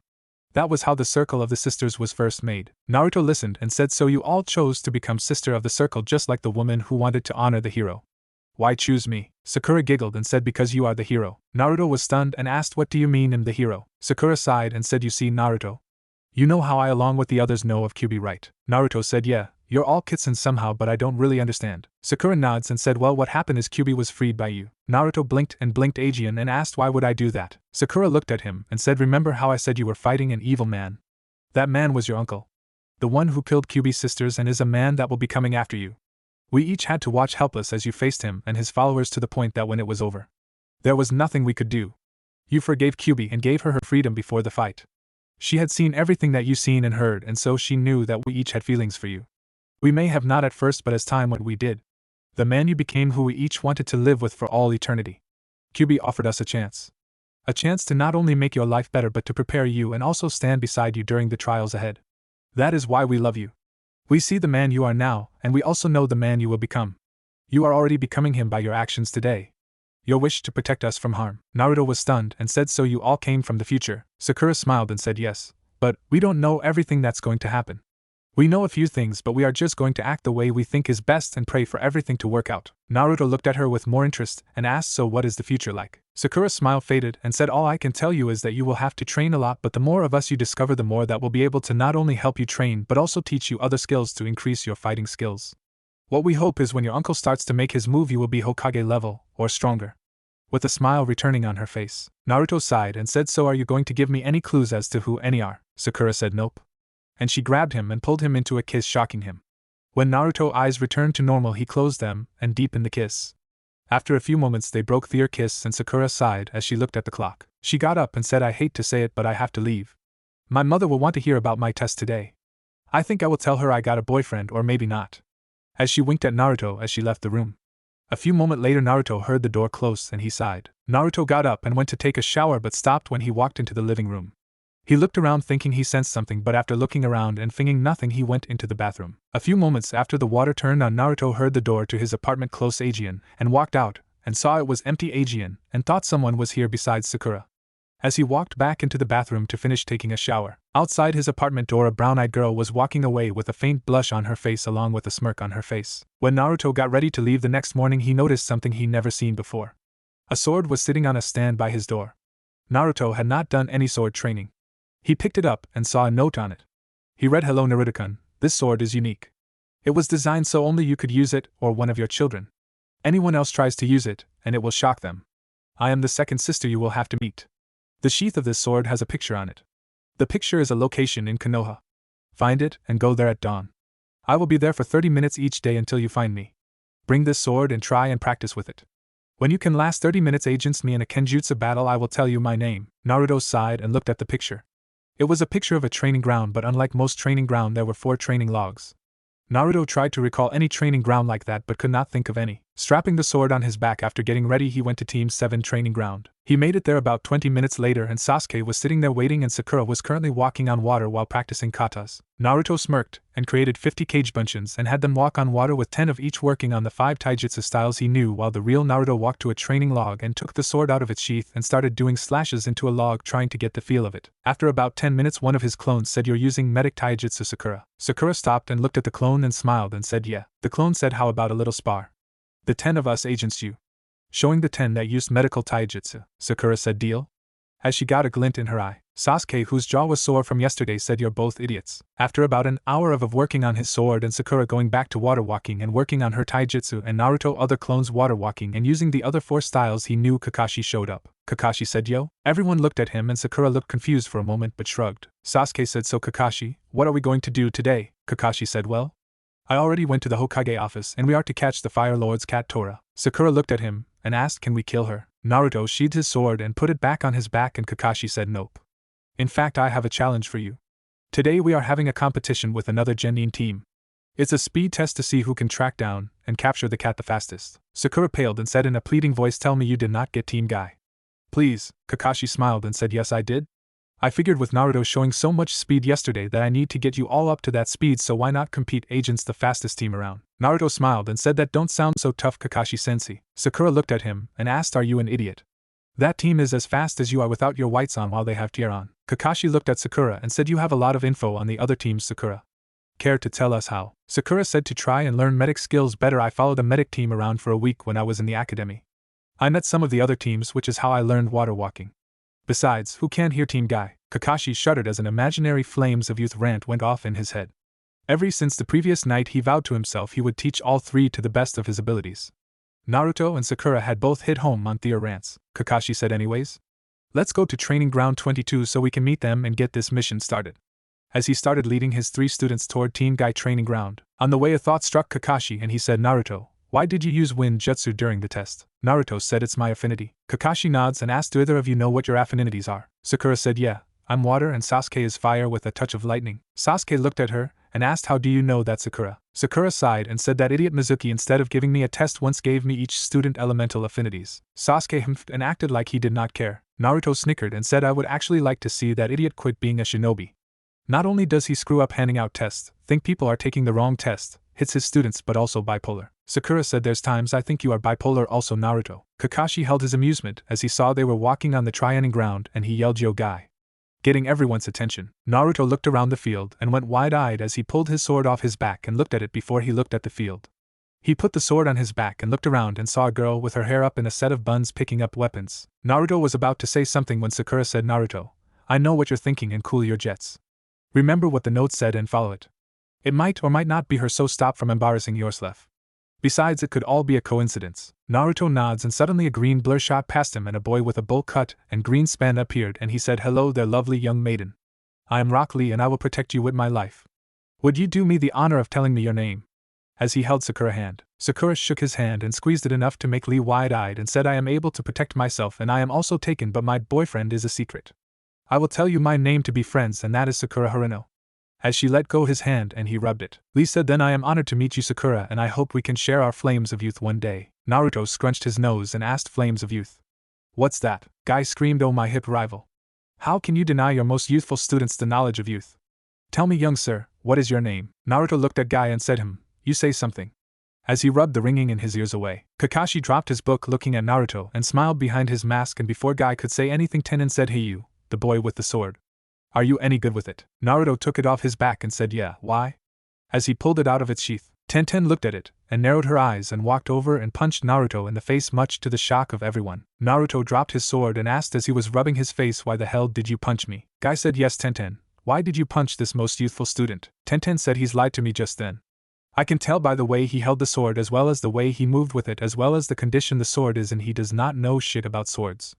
I hate people to lie to me about weapons. Naruto went to grab his sword but Tenten kicked it away and said you are not worthy of a blade like that. Naruto went to walk by her to get it but she moved to get in his way. Guy said Tenten, please stop this. It is most unyouthful. Tenten said I won't stop Guy. This boy here is nothing but a poser with a sword. He thinks because he has a sword he's automatically good with it. If he wants it he's got to get by me to get it. Naruto stopped and looked at her and Sakura said please Tenten, that's your name right, don't do this. We have a mission. Tenten looked at Sakura and said stay out of this pinky. This is between me and Mr. Poser here. Naruto said fine, how about a challenge then? You claim I am a poser then fight me. Tenten smiled and said fine but the only thing you can use is that. Pointing to the sheath of the sword that was in his hand. Naruto said but that's not a weapon. Tenten said yes it is if you know how to use it. No ninjutsu. Just kenjutsu. If you can get past me and retrieve your sword you can have it but if I make you give up you will surrender the sword to me until you are worthy of having it. Is it a deal? Naruto said deal? As he held the sheath like it was a sword trying to figure out how to use it. Sakura slapped her forehead and said idiot, you just got tricked Naruto. Naruto was about to say something when Tenten pulled out a scroll and unsealed a standard katana. Before he even had a chance to say or do anything Tenten was trying to take his head off with her sword and he ducked out of the way as she reversed the swing to get him on the backside of the attack. Naruto had to jump away as she went for an uppercut swing with the sword. As Naruto began his game of dodging Sasuke said shouldn't you stop this Kakashi-sensei? We do have a mission. Kakashi said no, the cat can wait a few minutes. I want to judge Naruto's skills and this is why we came here today to work on our skills. I only planned on speed but now I think it might be better to have both you and Sakura spar Guy's other two students. What do you say Guy? Guy said yes, that is a most youthful idea. Niji, you spar with Sakura and Lee you spar with Sasuke. Sakura said what's the rules as she pulled on her gloves. Guy said pure taijutsu. Sakura smiled and Kakashi paled and said Guy, about that, I don't think that's a good idea. I mean Sakura. Sakura said we'll be fine Kakashi-sensei. Let's see how I do agents to Hyuga. With a smile on her face, Guy said I am sorry Kakashi but I don't have anyone else to put her agents at the moment, since she's not strong enough to match Lee currently, and Tenten is sparring with Naruto. Sakura looked darkened and said on second thought Kakashi-sensei, let me fight Lee instead. Guy got wide-eyed and said no, I refuse to let a delicate blossom as yourself fight Lee. Kakashi said it's fine Sakura, go ahead and fight Lee. Guy looked at Kakashi who said trust me Guy. I feel sorry for Lee in this match if Sakura lands a hit. Guy said but, Lee said it's alright Gai-sensei? I want to see how strong she is. Guy said Lee, not you also.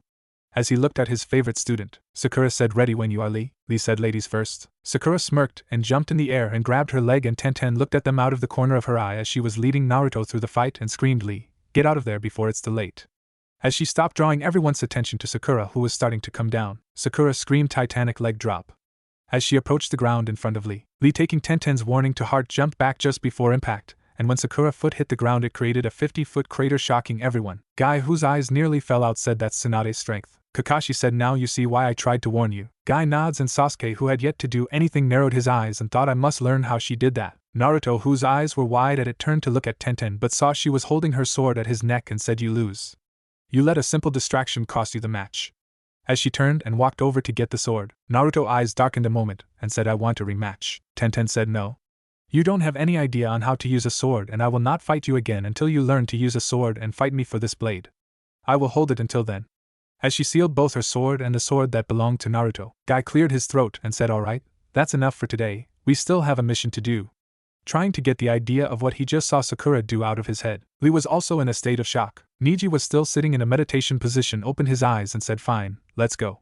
As he walked past Sasuke shoving his shoulder against Sasuke's, Sasuke would have said something but his pride would not let him. Naruto stared at Tenten and then at the sheath in his hand and growled to himself and said, fine, I won't just beat you.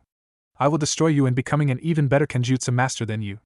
As he turned to follow his team, Tenten walked over and started tapping his chest hard as she got in his face and said, the day you become better at weapons than me is the day I lose my virginity to you. It's not going to happen in a million years. Naruto smirked and grabbed both her hands and said, well, I hope you're nice and trim because I don't want to get lost in the bushes because you have not seen anything yet. Now let's get this damn cat. I got practice to do. As he jumped into the trees, leaving a completely stunned group behind, Sakura and Tenten were both blushing red and Sakura said, where the hell did that come from? Kakashi said, I think I might have made a slight mistake. Drawing everyone's attention as he picked his book back up, Sakura narrowed her eyes and asked, what do you mean, sensei, in a sweet voice. Kakashi said, well, after our little talk yesterday, I dropped by his apartment last night and gave him the entire series of Ika Ika Paradise and sort of made a bet with him. As he rubbed the back of his neck, Tenten pulled out a kunai and asked what kind of bet would give someone like him that kind of insult. As she released a little kai, Kakashi looked around and said, I sort of told him if he could make it through the entire series without passing out, I would tell him about the yandere was really like. Suddenly a high-pitched cry and a scream of goddamn fucking cat. I will kill you. Echoed across the village. Sakura said, I think Naruto found Tora. Let's go so I can kill my sensei in a little while. As she jumped in the direction Naruto chakra signature was. When both teams 7 and 9 arrived, everyone's sweat dropped and Kakashi said, Naruto, you can't do that to the cat. Naruto looked up with the knife he was sharpening and said, but Kakashi sensei, I heard cat guts made excellent fishing line and I can use the rest to sell on the street to make some money. Of course I would give the village its part. As he looked at Tora currently tied in the air hanging from a tree over a barrel with water in it, and fire underneath it trying to make the water boil, Sakura stepped forward and said, Naruto, I know you hate that cat but please don't kill it. Naruto said, that is no cat. That thing's scarier than Kyuubi. Making everyone's sweat drop and a voice in Naruto's head say, I'm not that bad. Naruto sighed and said, fine. I don't understand why all the women in my life have to team up together against me. Just then several shouts were heard across the village of what did he say? And Sakura giggled as everyone looked around for the voices and said, I think words spread about your little speech earlier, Naruto. So how well trimmed do you like it?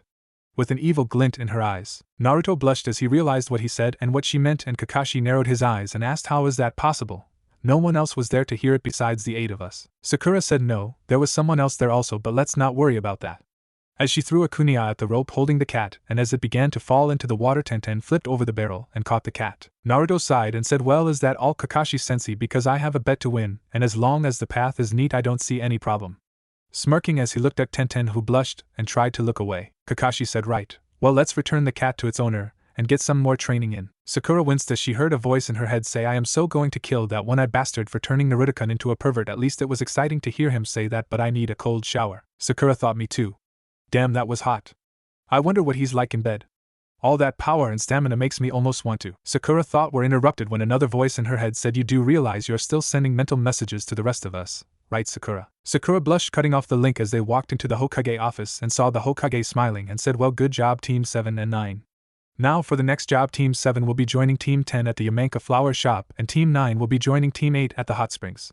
Apparently they have had reports of someone spying on women. Sakura slapped her forehead, and Kakashi asked, is it him? The Hokage said, no, Kakashi. He's out of the village currently, so whoever it is must be stopped. Naruto thought and said, forgive me for asking, old man, but where would Abize be right now? The Hokage said, I don't know. Why, Naruto? Naruto said, remember when I first met Konohamaru last year? The Hokage thought and said, yes, what about it? Naruto said, well, when I first met him I was working on maintaining a henge for as long as I could based on an idea someone gave me, and I was sort of henged as a woman in the hot springs. Tenten said, you are such a pervert. Naruto said, shut it, Shaggy. Tenten blushed and said, I have you know I take real good care of myself. Naruto said, I will be the judge of that when I win the bet. The Hokage coughed, getting everyone's attention, and said, now Naruto, what does your hot springs activity have to do with your mission? Naruto said, long story short, I met Konohamaru when he was told to sneak into the woman hot spring and take a picture of all the women to work on his stealth.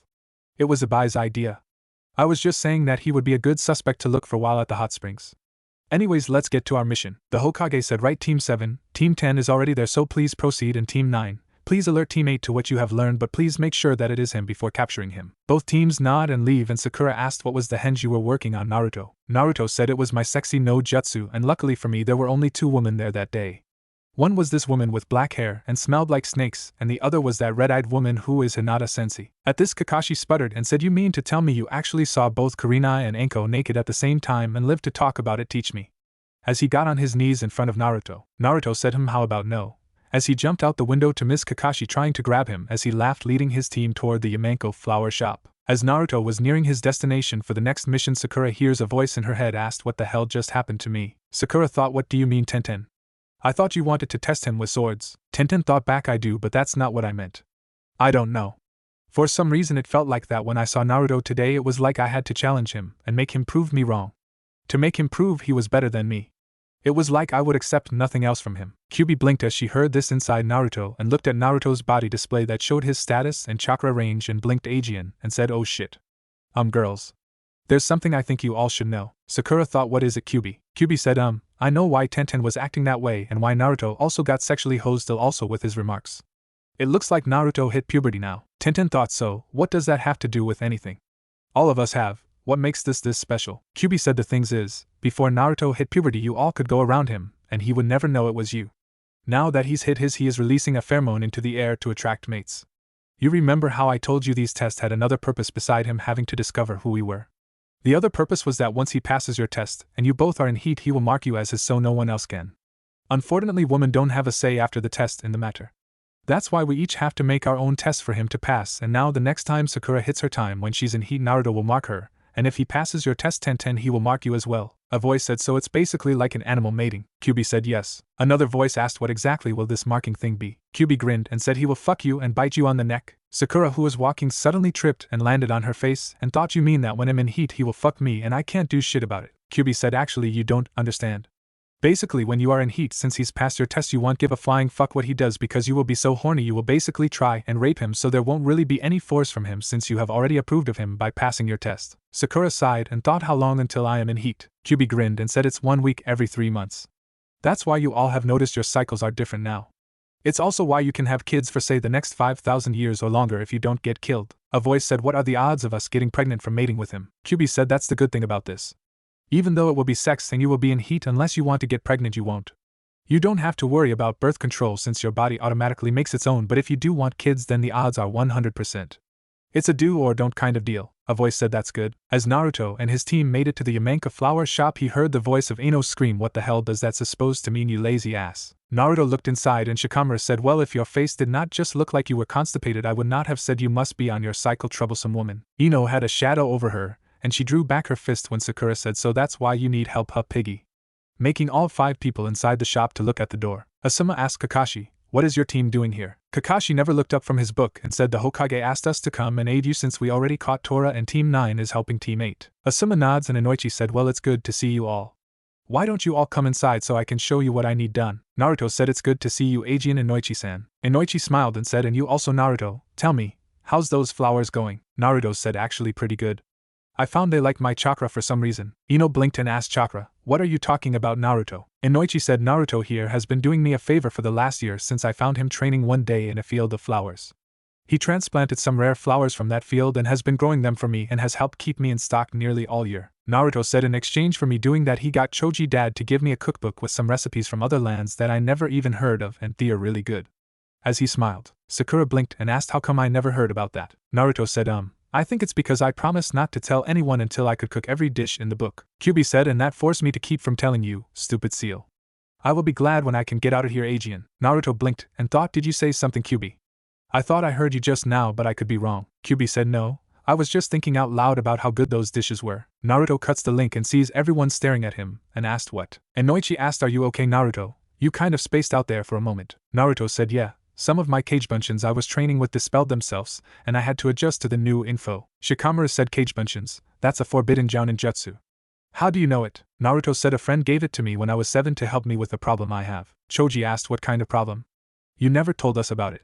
I thought we were friends. Naruto said my body makes too much chakra, so it's nearly impossible for me to make regular bunshins. The only reason I passed the academy test was because I put a restraining seal on 90% of my chakra, making everyone wide-eyed. Inoichi said 90%. How much do you have, Naruto? Naruto scratched his head and said I'm not sure. I think if you put everyone in the village together you might get half of me. Sasuke said bullshit. Nobody has that much chakra. Inoichi and Kakashi glanced at each other, and Kakashi said, well, what is this mission you need us to do? Inoichi said, right, I got 3 carts that just arrived from Rice Country full of fertilizer, and I need you to stack it in my fertilizer warehouse in the back. Naruto said, right, let's get to it. As he smiled, walking toward the direction, Ino said, now that's the right kind of attitude, you lazy ass.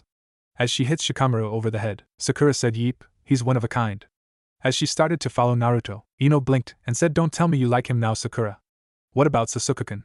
Have you given up on the best and decided to sleep with the rest? Sakura said, hey, Naruto is better than Sasuke. Ino said, liar. Sasuke-kun is the best. Naruto, Sasuke, Naruto, Sasuke, Naruto, Sasuke, Naruto, Sasuke, Naruto, Sasuke, Naruto, Sasuke. Naruto came walking back and looking pale, ignoring the look everyone was giving Ino and Sakura, and then said, Inoiki-san, can I speak to you a moment in private? Drawing everyone's attention, Inoichi blinked and said, sure, Naruto. As he led them toward the hall, Sakura asked what was that about. Ino said, I don't know. Looking the same way her dad and Naruto went. Just then a scream of what? Echoed down the hall. Inoichi came running back down the hall and said, Kakashi, Asuma, come with me, everyone else stay inside. As he ran out the back door, Kakashi, hearing the emergency, followed immediately along with Asuma, and both girls ran down the hall to where Naruto was sitting still white as a ghost and asked what's going on. Naruto looked up and moved his mouth, but nothing would come out. Just then Kakashi came back in and said, alright, both teams 7 and 10. The mission's been cancelled and you have the rest of the day off. Sakura, take Ino with you for a few hours. Ino said, hey, this is... Her dad came back in and said, no, Ino, go with Sakura and stay at her house until I come get you. Now go. Ino looked at her dad and nods and looked at Naruto, who was still looking bad, and said, what about him? Inoichi looked at Naruto and said, take him with you and go also. Treat him to lunch on me. Naruto looked at Inoichi and saw the silent message and nods, getting up, taking both Ino and Sakura by the hand and leading them out. Inoichi turns to Asuma, who appeared with the Hokage, and the Hokage asked, are you all sure? Kakashi said, no mistake, sir.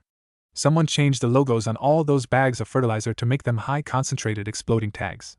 If Naruto had not noticed them, somebody could have taken out half of Konoha anytime they wanted to. The Hokage looked at Inoichi and asked, when did they arrive, Inoichi? Inoichi said, yesterday around noon. The Hokage asked, how many bags are we looking at? Inoichi said, the order was for 10,000 bags, sir.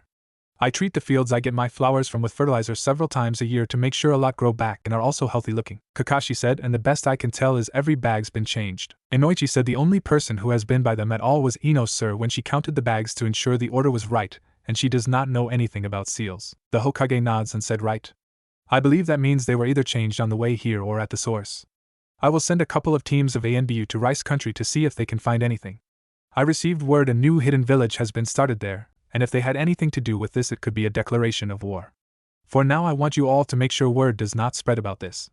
Kakashi, find Naruto and tell him not to tell anyone what he knows. Kakashi leaves in a swirl of leaves, and Inoichi asked, what should we do about the bags, sir? The Hokage said, write down the location of the fields they were meant for, and I will have my ANBU fertilize them for you and confiscate the bags so we can try to determine who did this.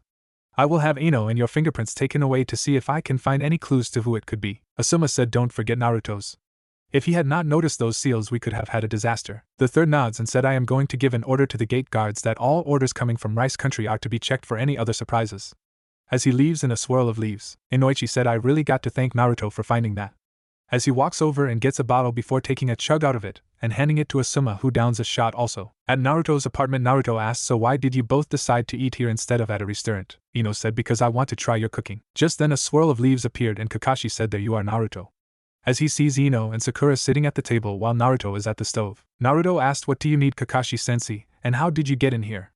I have a seal preventing anyone who I don't let in. Kakashi said, the Hokage had me add myself to the master seal when he showed me your apartment before team placements in case I needed to get in like just now. Anyways, the reason I came by was to tell you not to tell anyone what you saw. We don't want people getting upset when a body is found inside a wagon of fertilizer. Ino said, a body? With surprised disgust. Naruto understood what Kakashi meant and said, I understand, Kakashi-sensei. I want tell. Kakashi nods and leaves in a swirl of leaves, and Ino said, well, I must say, you passed my test, Kishin. making Naruto go wide-eyed and turn to look at Ino, who was smiling. Naruto said, "You're one of the sisters." Sakura said, "Yes, she is." "I'm surprised you did not figure it out from her clues. After all, someone had to help me through my whole little Emma Fox speech." Naruto thought a moment and sighed and said, "So what exactly was your test, Ino?" "I mean, if I passed it I should at least know what it was." Ino smiled and said it was 3 parts.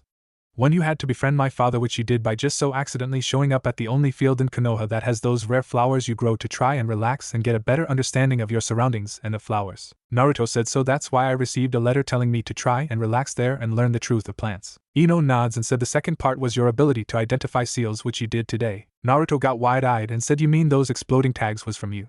"Why, I mean you put the whole village on alert over that." Sakura said. Naruto, "Listen to me a moment. That shipment came from Rice Country. You don't know it, and can't tell anyone including the Hokage, but the new hidden village that just was created there is actually planning on attacking Konoha sometime in the next year. I won't tell you anything else, but Ino thought that if Konoha suddenly started to investigate that area, perhaps the Hokage would find more information ahead of time and actually prevent them from attacking." Naruto thought and said, "So it's like chess. You were positioning pawns into a trap so the knights can take out the queen." Both Ino and Sakura blinked and looked at Naruto and said, "You are definitely smarter than you were before, Naruto." Naruto sighed and said, "What was the last test?" Ino said, "Your final part of your test was to actually be able to take care of flowers.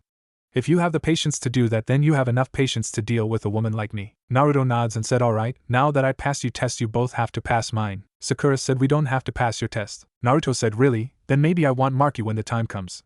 Making both Ino and Sakura go wide-eyed, and Kyubi also. Sakura asked, "What are you talking about, Naruto?" Naruto said, "I heard Kyubi talking about fucking you and biting you on the neck.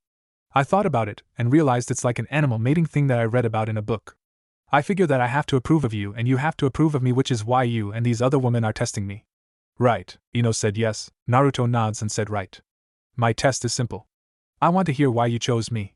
Not the whole group explanation that Sakura gave me, but I want to know why you specifically say you love me.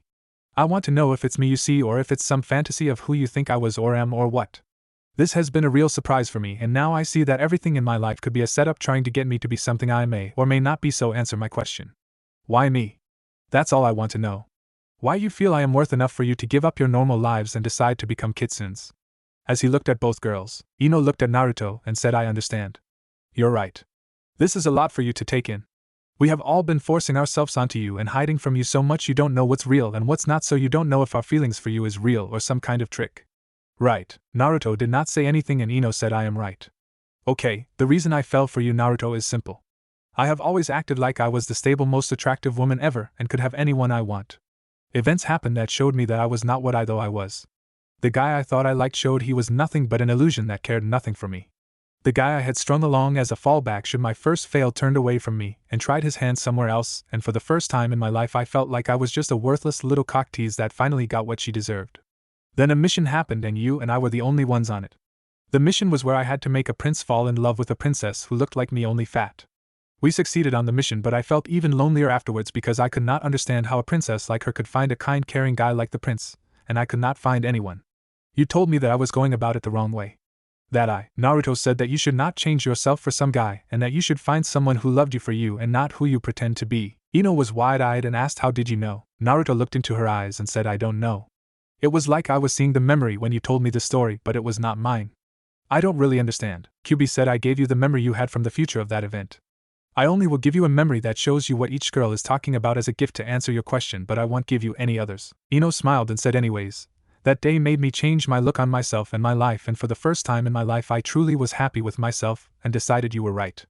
I should find someone who loves me for me and sees me as me, and that someone is you, Naruto-kun." All three looked at each other and Sakura said, "I guess it's my turn. It's harder for me to tell why I love you because there were so many things that you did. You saved my life, gave me emotional support even when you yourself was going through the same pain, always was there when I needed you, never failed me in anything that truly mattered, and put my happiness before yours to the point you nearly died to see me happy. It was after all this I realized that you were the only man to ever care about me. I could not do any wrong in your eyes and had undeniable faith in me no matter what I was doing or seemed I could not do it. It was this reason that made me fall in love with you." Naruto closed his eyes as a memory was pushed forward and said, "It's a promise of a lifetime." As he opened his eyes and saw Sakura get up and walk over to him and hug him and say, "And now I make one to you. I will never leave your side, whether it's in life or death."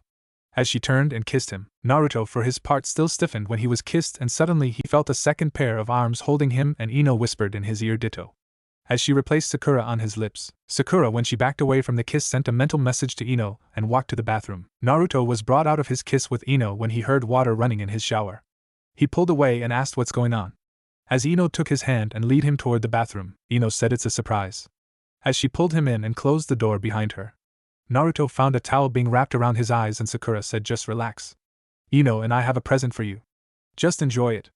As she started to pull his shirt off of him, Ino began taking his pants off and said, relax, you're staying in your boxer. For now, she thought. Sakura smiled as she led Naruto to his walk-in shower and opened the door, having already set the water. Naruto said, so my present is a shower. Confused about what is going on, Sakura said nope as she kissed him from the front, while Ino rubbed across his back massaging it, and Naruto could feel that Sakura was only in her panties and bra. Ino stopped massaging with her arms and pressed her body against his back, and he felt she was the same, and she started to nibble on his ear. Sakura started to rub her hands across his chest and across his stomach as she broke the kiss and turned him around so she could rub herself against his back while Ino got to enjoy the muscled chest he had. Naruto was in utter bliss as both girls seemed to know every place on his body that could provide pleasure, and he was also getting turned on. Before he could ponder that, he felt a pair of hands inside of his boxers as he was pushed against the shower wall, and felt one stroking him, while the other rubbed his balls. Nothing could prepare him for the feeling he was having, and soon his breath became shallow, and if he could see, his eyes would have been rolled back in his head.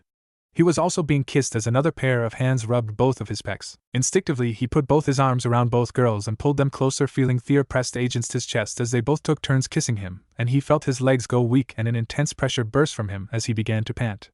Both girls giggled and said together, surprise, as they pulled the towel off his eyes and kissed him once more before stepping out, leaving him to fall to his knees looking at both girls in wonder, as they grabbed fear cloths off the sink and leave the bathroom. After a few moments of calming down, he got up and took his boxers that were now on the floor of his shower and threw them in the laundry hamper and grabbed his bathrobe, putting it on after drying off and going out into the room, only to meet Sakura, who said, here you go, as she handed him some of his cloths and pushed him back into the bathroom. After he got dressed, he walked out and found both girls had made him some lunch and left a note on the table. He sighed, walking over and read, the surprise was worth it, huh? Ino and I had to go so we could keep our stupid mask up for now, but enjoy the lunch we made you and start training. You have a lot to do. The scroll on the table has 5 water and 5 earth jutsu. Try and master them, not learn them but master them. Don't forget you also need to try and get your sword back so you can try and find another sister. P.S. Don't listen to Kakashi about his porn. You got the real thing coming, so why settle for a substitute? Love, 2 kitsuns. Naruto smiled and said, I don't know, but I think I might like having this. As he began to eat. After he got up, he created a cage bunchen to clean up his place, and he took the scroll and began to read it. Unknown to him, both Ino and Sakura were at Sakura house panting as they tried to relieve themselves. Ino looked at Sakura as she finished and cleaned herself up and said that was unbelievable. Sakura, who had done finished earlier, said, I know. Can you believe we did that to him? Ino said, I was talking about his body. He's like a god or something. Sakura giggled and nods as she remembers Naruto's body, and said, I know, and did you feel how much he's packing? He can club me anytime he wants with that thing. Ino got red-faced and a voice from their window said, that was a low blow, both of you. Ino looked at the person as she climbed in the window and said, you're just mad that we did that without you. After all, you're probably the only one who is more sex-crazed than Kyubi herself. How was your meeting, by the way? The person said it was good. So is everything alright with Naruto-kun? Sakura sighed and said, so when is he going to get your test? The person said, my test has been going since the night I comforted him on the Hokage monument.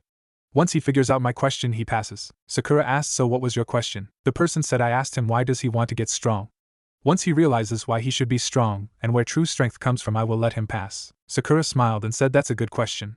I won't tell him the answer. Back with Naruto. Naruto was at the training ground reading the scroll when Asuma appeared and said, hello, Aegean Naruto. Naruto scrunched his nose and said, you're Ino-sensei. Asuma said, yes, my name is Saratobi Asuma. Naruto asked, are you related to the old man? Asuma laughs and said, yes, he's my dad. Naruto nods and asked, so what do you want? As he stood in case this was a trap so he could escape. Asuma saw him get into a ready position and thought, well, he does not let his defense down. That's good. And said, Kakashi told me you said your main element is wind. Is that true? Naruto said, yes. Why? Asuma said, because I am the only other wind user in Konoha and he asked me to give you some advice. Tell me, what do you know about wind jutsu? Naruto thought a moment and said, well, I know that wind is the most powerful offensive element but sucks at defense, and is weak against fire. I also know about 10 wind jutsu, but I feel like I used too much chakra in them. Asuma nods and asked, do you know how to do wind manipulation? Naruto thought and said, I know what it is but don't know how to do any actual manipulation. Asuma walked over to a tree and grabbed several leaves and said, the reason you feel like you used too much chakra on your wind jutsu is because you don't know how to fully power them. The problem with using any elemental jutsu is if you don't know how to fully use the element they come from, then you actually make them weaker. Wind is the most blatant one, and also the most dangerous. Watch this leaf and see what I mean. As he held one in his hand and it was cut, and Naruto said, "That's cool. How did you do that?" Asuma said, "Well, the key to using wind is you must realize that wind is everywhere.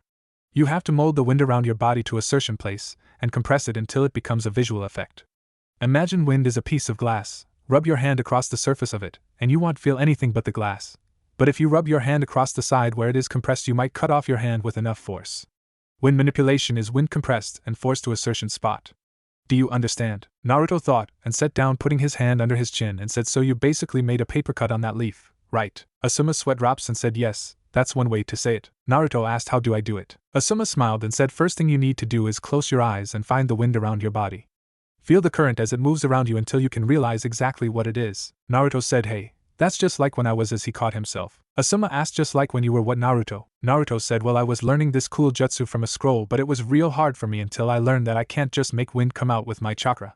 I had to move the wind around me to make the jutsu work." Asuma blinked and asked, "What was that jutsu, if you don't mind me asking?" Naruto looked around and said, "Well, it's supposed to be a secret, but since you're helping me and you're the old man's son, I will tell you. It's called Kazebunshin." Asuma said, "Wait, wind clone, there's no such jutsu." Naruto got up and said, "Yes, there is, watch." As he did some hand signs and said, "Kazebunshin no jutsu." And a single wind clone appeared and said, "Hi." Asuma blinked and said, "Well, I be damn, where did you learn it?" Naruto said, It's a secret. The old man knows, but I'm not sure I can tell you." Asuma said, "Fair enough, but can I learn that jutsu?" Naruto thought and said, Let me ask the Hokage. He told me not to let anyone see any of my jutsu unless he approved." "Deal," Asuma said, "fair enough. Well, since you already know how to feel the wind around you, let me show you the second step." Naruto asked, "How many steps are there?" Asuma smiled and said, 4. The first step is feeling the wind around you at any moment. I believe you have that already. The second step is compressing it until you can cut a leaf like I did. I won't tell you the other two until you pass this step up to my idea of passing, and don't get upset if you can't do it because it can take a lot of time." Naruto said, "Time, huh? That's something I don't have a lot of. I guess I can speed it up." As he put his hands in a sign and said, "Tajua Kagebunshin no jutsu." And around 1,000 Kagebunshins appeared and all started grabbing leaves without having to be told. Naruto looked at Asuma, who was gaping, and asked, "Are you okay, Asuma-sensei?" Asuma closed his mouth and said, "Yes, you surprised me, but why did you use that jutsu?" Naruto said, "Well, anything they learn is passed on to me when they're dispelled, so I figure I can cut the amount of time down by using this." Asuma nods and said, "Right, what are you going to do while your clones work on this?" Naruto said, "Well, I was going to read this scroll, but I also need to work on my weapon skills so I can get my sword back." Asuma said, Kakashi told me about that earlier. That Tenten girl really showed you up, huh?" Naruto looked down and nods and said, "The thing is, how can I beat her without my sword? I can't exactly get another one for obvious reasons." Asuma said, "So you know, huh?" Naruto nods and said, "Yes, but it's still a lot to take in. I understand why my dad did it, but I can't understand why everyone hates me." Asuma blinked and said, "Dad? What do you mean your dad?" Naruto got wide-eyed as he realized what he said and rubbed his head and said, "Nothing, sensei. I was just rambling." Asuma thought, "I am going to ask Dad about this later. However, I want to see how good this kid is. According to the reports I read, him, Choji, and Shikamaru are real close friends, and he might be able to help me with them, so I will do that." As he said, "Well, okay. Anyways, I was wondering, how would you like to learn how to fight using weapons?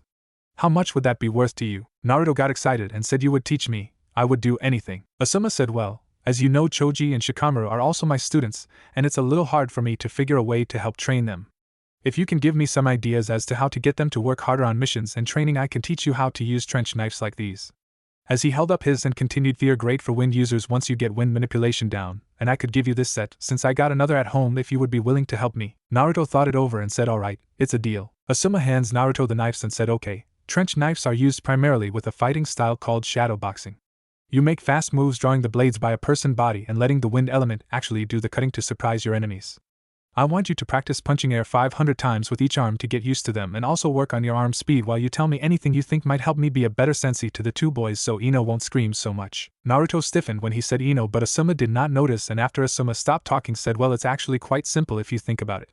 Shikamaru is smart, very smart, but he feels because he never loses at any strategy games like shogi, chess, and go that he never needs to work harder than the least he has to, so make the missions or the training you do more like a strategy test. Take that damn cat Tora. I bet Shikamaru would use his shadow to catch it and be done, so why not make it where on one mission he can't use chakra, or make it where one member of the team is not allowed to leave a certain spot while the others must make the cat go to that member to be captured or something like that. Make him think on his feet, and also give him a time limit to how long he thinks to make it more challenging.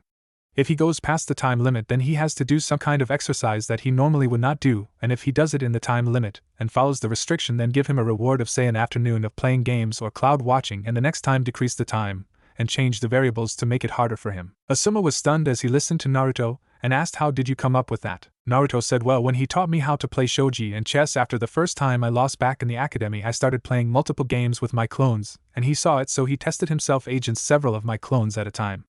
I still lost, but it was much harder, and I learned a few tricks that I could use with my clones in battles. Asuma said your academic grade said you were around average in IQ. Did you hide your true skills like Shikamaru? Naruto said no, the practical skills I was good at, but with Mizuki always trying to screw me over and the fact I could not ask for a lot of help from people because they don't like me, it hurt what I could learn. It also hurt that I can't get into the library to do a lot of the assignments. Even with the help I received, I could not get better than I was. Asuma's eyes darkened and asked why could you not get into the library? Naruto said well, every time I tried to go in there those funny-looking A and B guys would stop me and threaten to arrest me for trespassing, so I never got by the door. Even when I used henge they usually hit me and then threatened me. Asuma asked what do you mean funny-looking A and B you? What was funny about them? Naruto scrunched his nose and said well, they had the letters NE on their mask instead of an animal. After around the 20th time of getting turned away I gave up. Asuma asked why did you not tell the Hokage? Naruto sighed and said well, I would have, but after everything else he did for me I did not want to bother him. I owe him too much for saving me so much when I was younger. Asuma looked up at the sky and thought damn you Danzo, the kids could be a fucking genius from what I can see, and you and the rest of these assholes keep screwing him over. And asked so what about Choji? Naruto smiled and said that's simple. Do the same thing with him as with Shikamaru. Put restriction on what he can and can't do in a mission, since there are few fights where you can be at 100%. If he passes, then buy him one plate of any food of his choosing. If he loses, make it where he has to do something that will help him overall, like wear a set of light weights that he's not allowed to remove except on days off, and taking a shower. That way it will help him with speed and increase his endurance also. Just make it where each test you give him and Shikamaru is where even if the mission succeeds they could still fail, so they will work harder to succeed. Asuma thought about it and said I think I might do that. Any suggestions about Ino? Naruto blushed and Asuma saw it and thought so he likes Ino huh? And Naruto said I don't really know a lot about her, and he winces as Kyuubi screams in his head have him teach her hand to hand also. That's her weakness. Asuma tapped Naruto on the shoulder and asked are you alright, you spaced out again. Naruto said yes, one of my clones that I had working at my apartment just dispelled itself and I got the memories from it. Sorry about that. Asuma said Naruto, does that happen every time your clones dispel? You space out I mean. Naruto said no. If I am not busy myself when one dispels I try and see what they did or did not do so I can decide if I need to make another one. Normally I can dispel all of these and only get a little headache, or I can spar with them, and not even really feel anything. The only time I have trouble with using the jutsu is if say I have them spend all day doing something and then dispel all at the same time. That can knock me out, but if I do it in small groups it's not so bad. It all depends on how long, and what they were doing if it bothers me, but like I said, I just like to know what was going on since I almost burned my apartment once when I was learning to cook from not checking them out. Asuma nods and said well be careful. That is a forbidden jutsu for a reason. A clone yelled Yada I did it. As it dispelled itself and all the other clones blinked and soon another, and another all started to get it, and Naruto said that was quick. Asuma could only nod as he saw a chain effect as more and more clones got it, and dispelled themselves, and Naruto said anyway, to answer your question. Ino's biggest problem is hand-to-hand and taijutsu. Her family jutsu don't really teach those skills, and as she's not the most physical member of the team she will need help in those areas. Asuma nods and Naruto walked over to a tree and grabbed 2 leaves, and after a few seconds both split. Asuma smiled and said well you got the hang of it but not mastered yet. I want you to keep doing it until you can cut 1 leaf on each finger and toe. When you can do that then I will teach you step 3. Deal. Naruto nods and asked is there anything else Asuma-sensei? Asuma said yes, keep practicing with those knives, and when you can throw 30 punches with each hand in under a minute I will teach you the next thing on how to use the knives. Try using weights on your arms to help increase your speed with them. Naruto nods and said thank you. Asuma said it's the least I can do for what you did earlier, and besides, Kakashi asked me to see if I could help you, so I thought I would see what you were doing and how good you were. Naruto asked and how good am I? Asuma thought and said I will tell you when I see how long it takes you to master both the leaf cutting and the first part of shadow boxing. See why, kid, and good luck. As he leaves in a swirl of leaves, Naruto smiled and looked at the rest of his cage bunch that hurt Asuma and were trying several leaves now. Naruto himself created another clone to read the scroll as he dispelled the Kazebunchen and worked on trying to shadow box while walking up a tree and back down. When Asuma left he appeared in the Hokage's office and Kakashi was there and said so, what do you think? As him and the Hokage looked through the crystal ball at Naruto, Asuma said the kid could be a prodigy if he was given a decent chance. His skills are surprising and his ability to use Kagebunchens could aid him beyond anyone's comprehension. I think a little help and he could be a jounin in no time from what I saw and you told us Kakashi. Kakashi nods and Asuma asked now, What did he mean by dad? The third sighed and said I should have told him and Sakura that they could not mention that he is the Yandame's son. I hope either of them has told anyone else. Asuma said I understand but I am confused. If Sakura knows, does Naruto like her or something? The third sighed and lit his pipe and said from what I can tell Naruto has 9 girls who like him, but they each hide it so as to not get hurt right now. I don't know who the others are but the way Sakura talks all 9 want to help him restore his clan, even if they don't know about his bloodline. Asuma asked wait, he has a bloodline? Kakashi said it's possible. His father carried it but never activated it. I don't know what it's called or what it does but apparently it's something that scared sensei. The third said yes, it is a very dangerous bloodline and if Naruto ever activates it he could become the most powerful person in this village without the Kyuubi's help. Asuma asked what exactly is it dad? I mean in case he accidentally activates it while he's with me training. The third thought a moment and said I'm sorry but for his safety I will not tell even one of you what it is because if word got out he had it not only would someone try to use him as breeding stock but also cut out his eyes. All I can say is it is a Dijitsu and is not either the Sharingan or Byakugan. Now don't tell anyone about it or I will kill you. This is an even bigger secret than the Kyuubi and Naruto father combined. Both men nod and the third said well I guess that will be all. I will trust both of your decisions on what to do about him. You may go. Both men nod and leave and the third pulls out a pink book giving a little giggle as he began to read. A few hours later Naruto was in his apartment meditating and was standing in front of the board showing his chakra and he asked hey Kyuubi, what happened to my chakra network? It looks like it's been flooded by wind chakra. Kyuubi looked at it and said it has.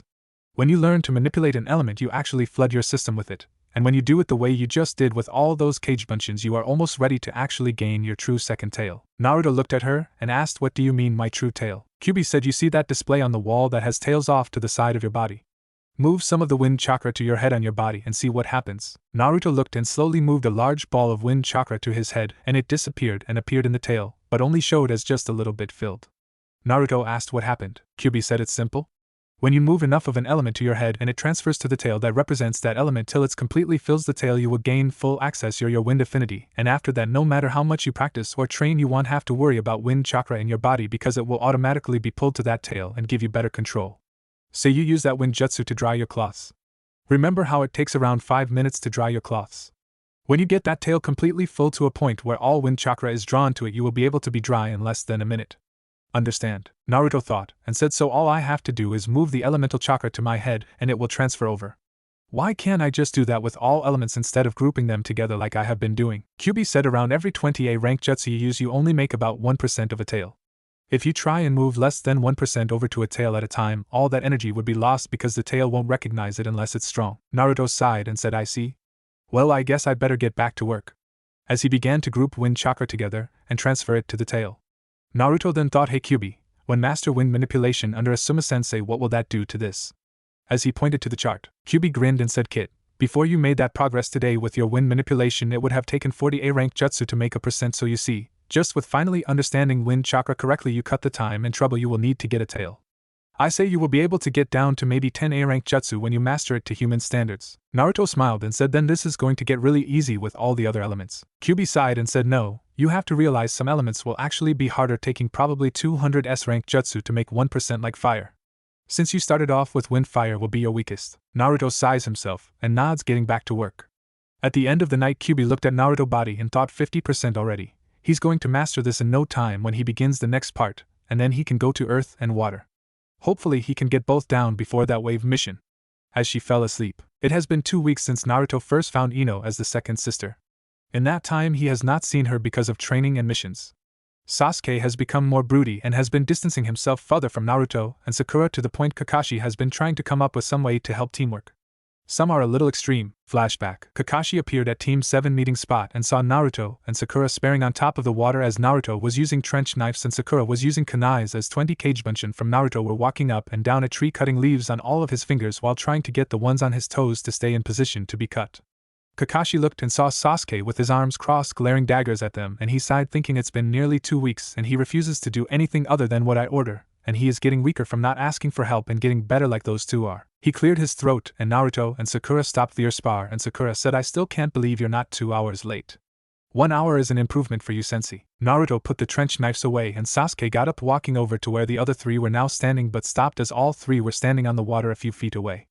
Kakashi looked at him sighing and said well, today's mission has been cancelled.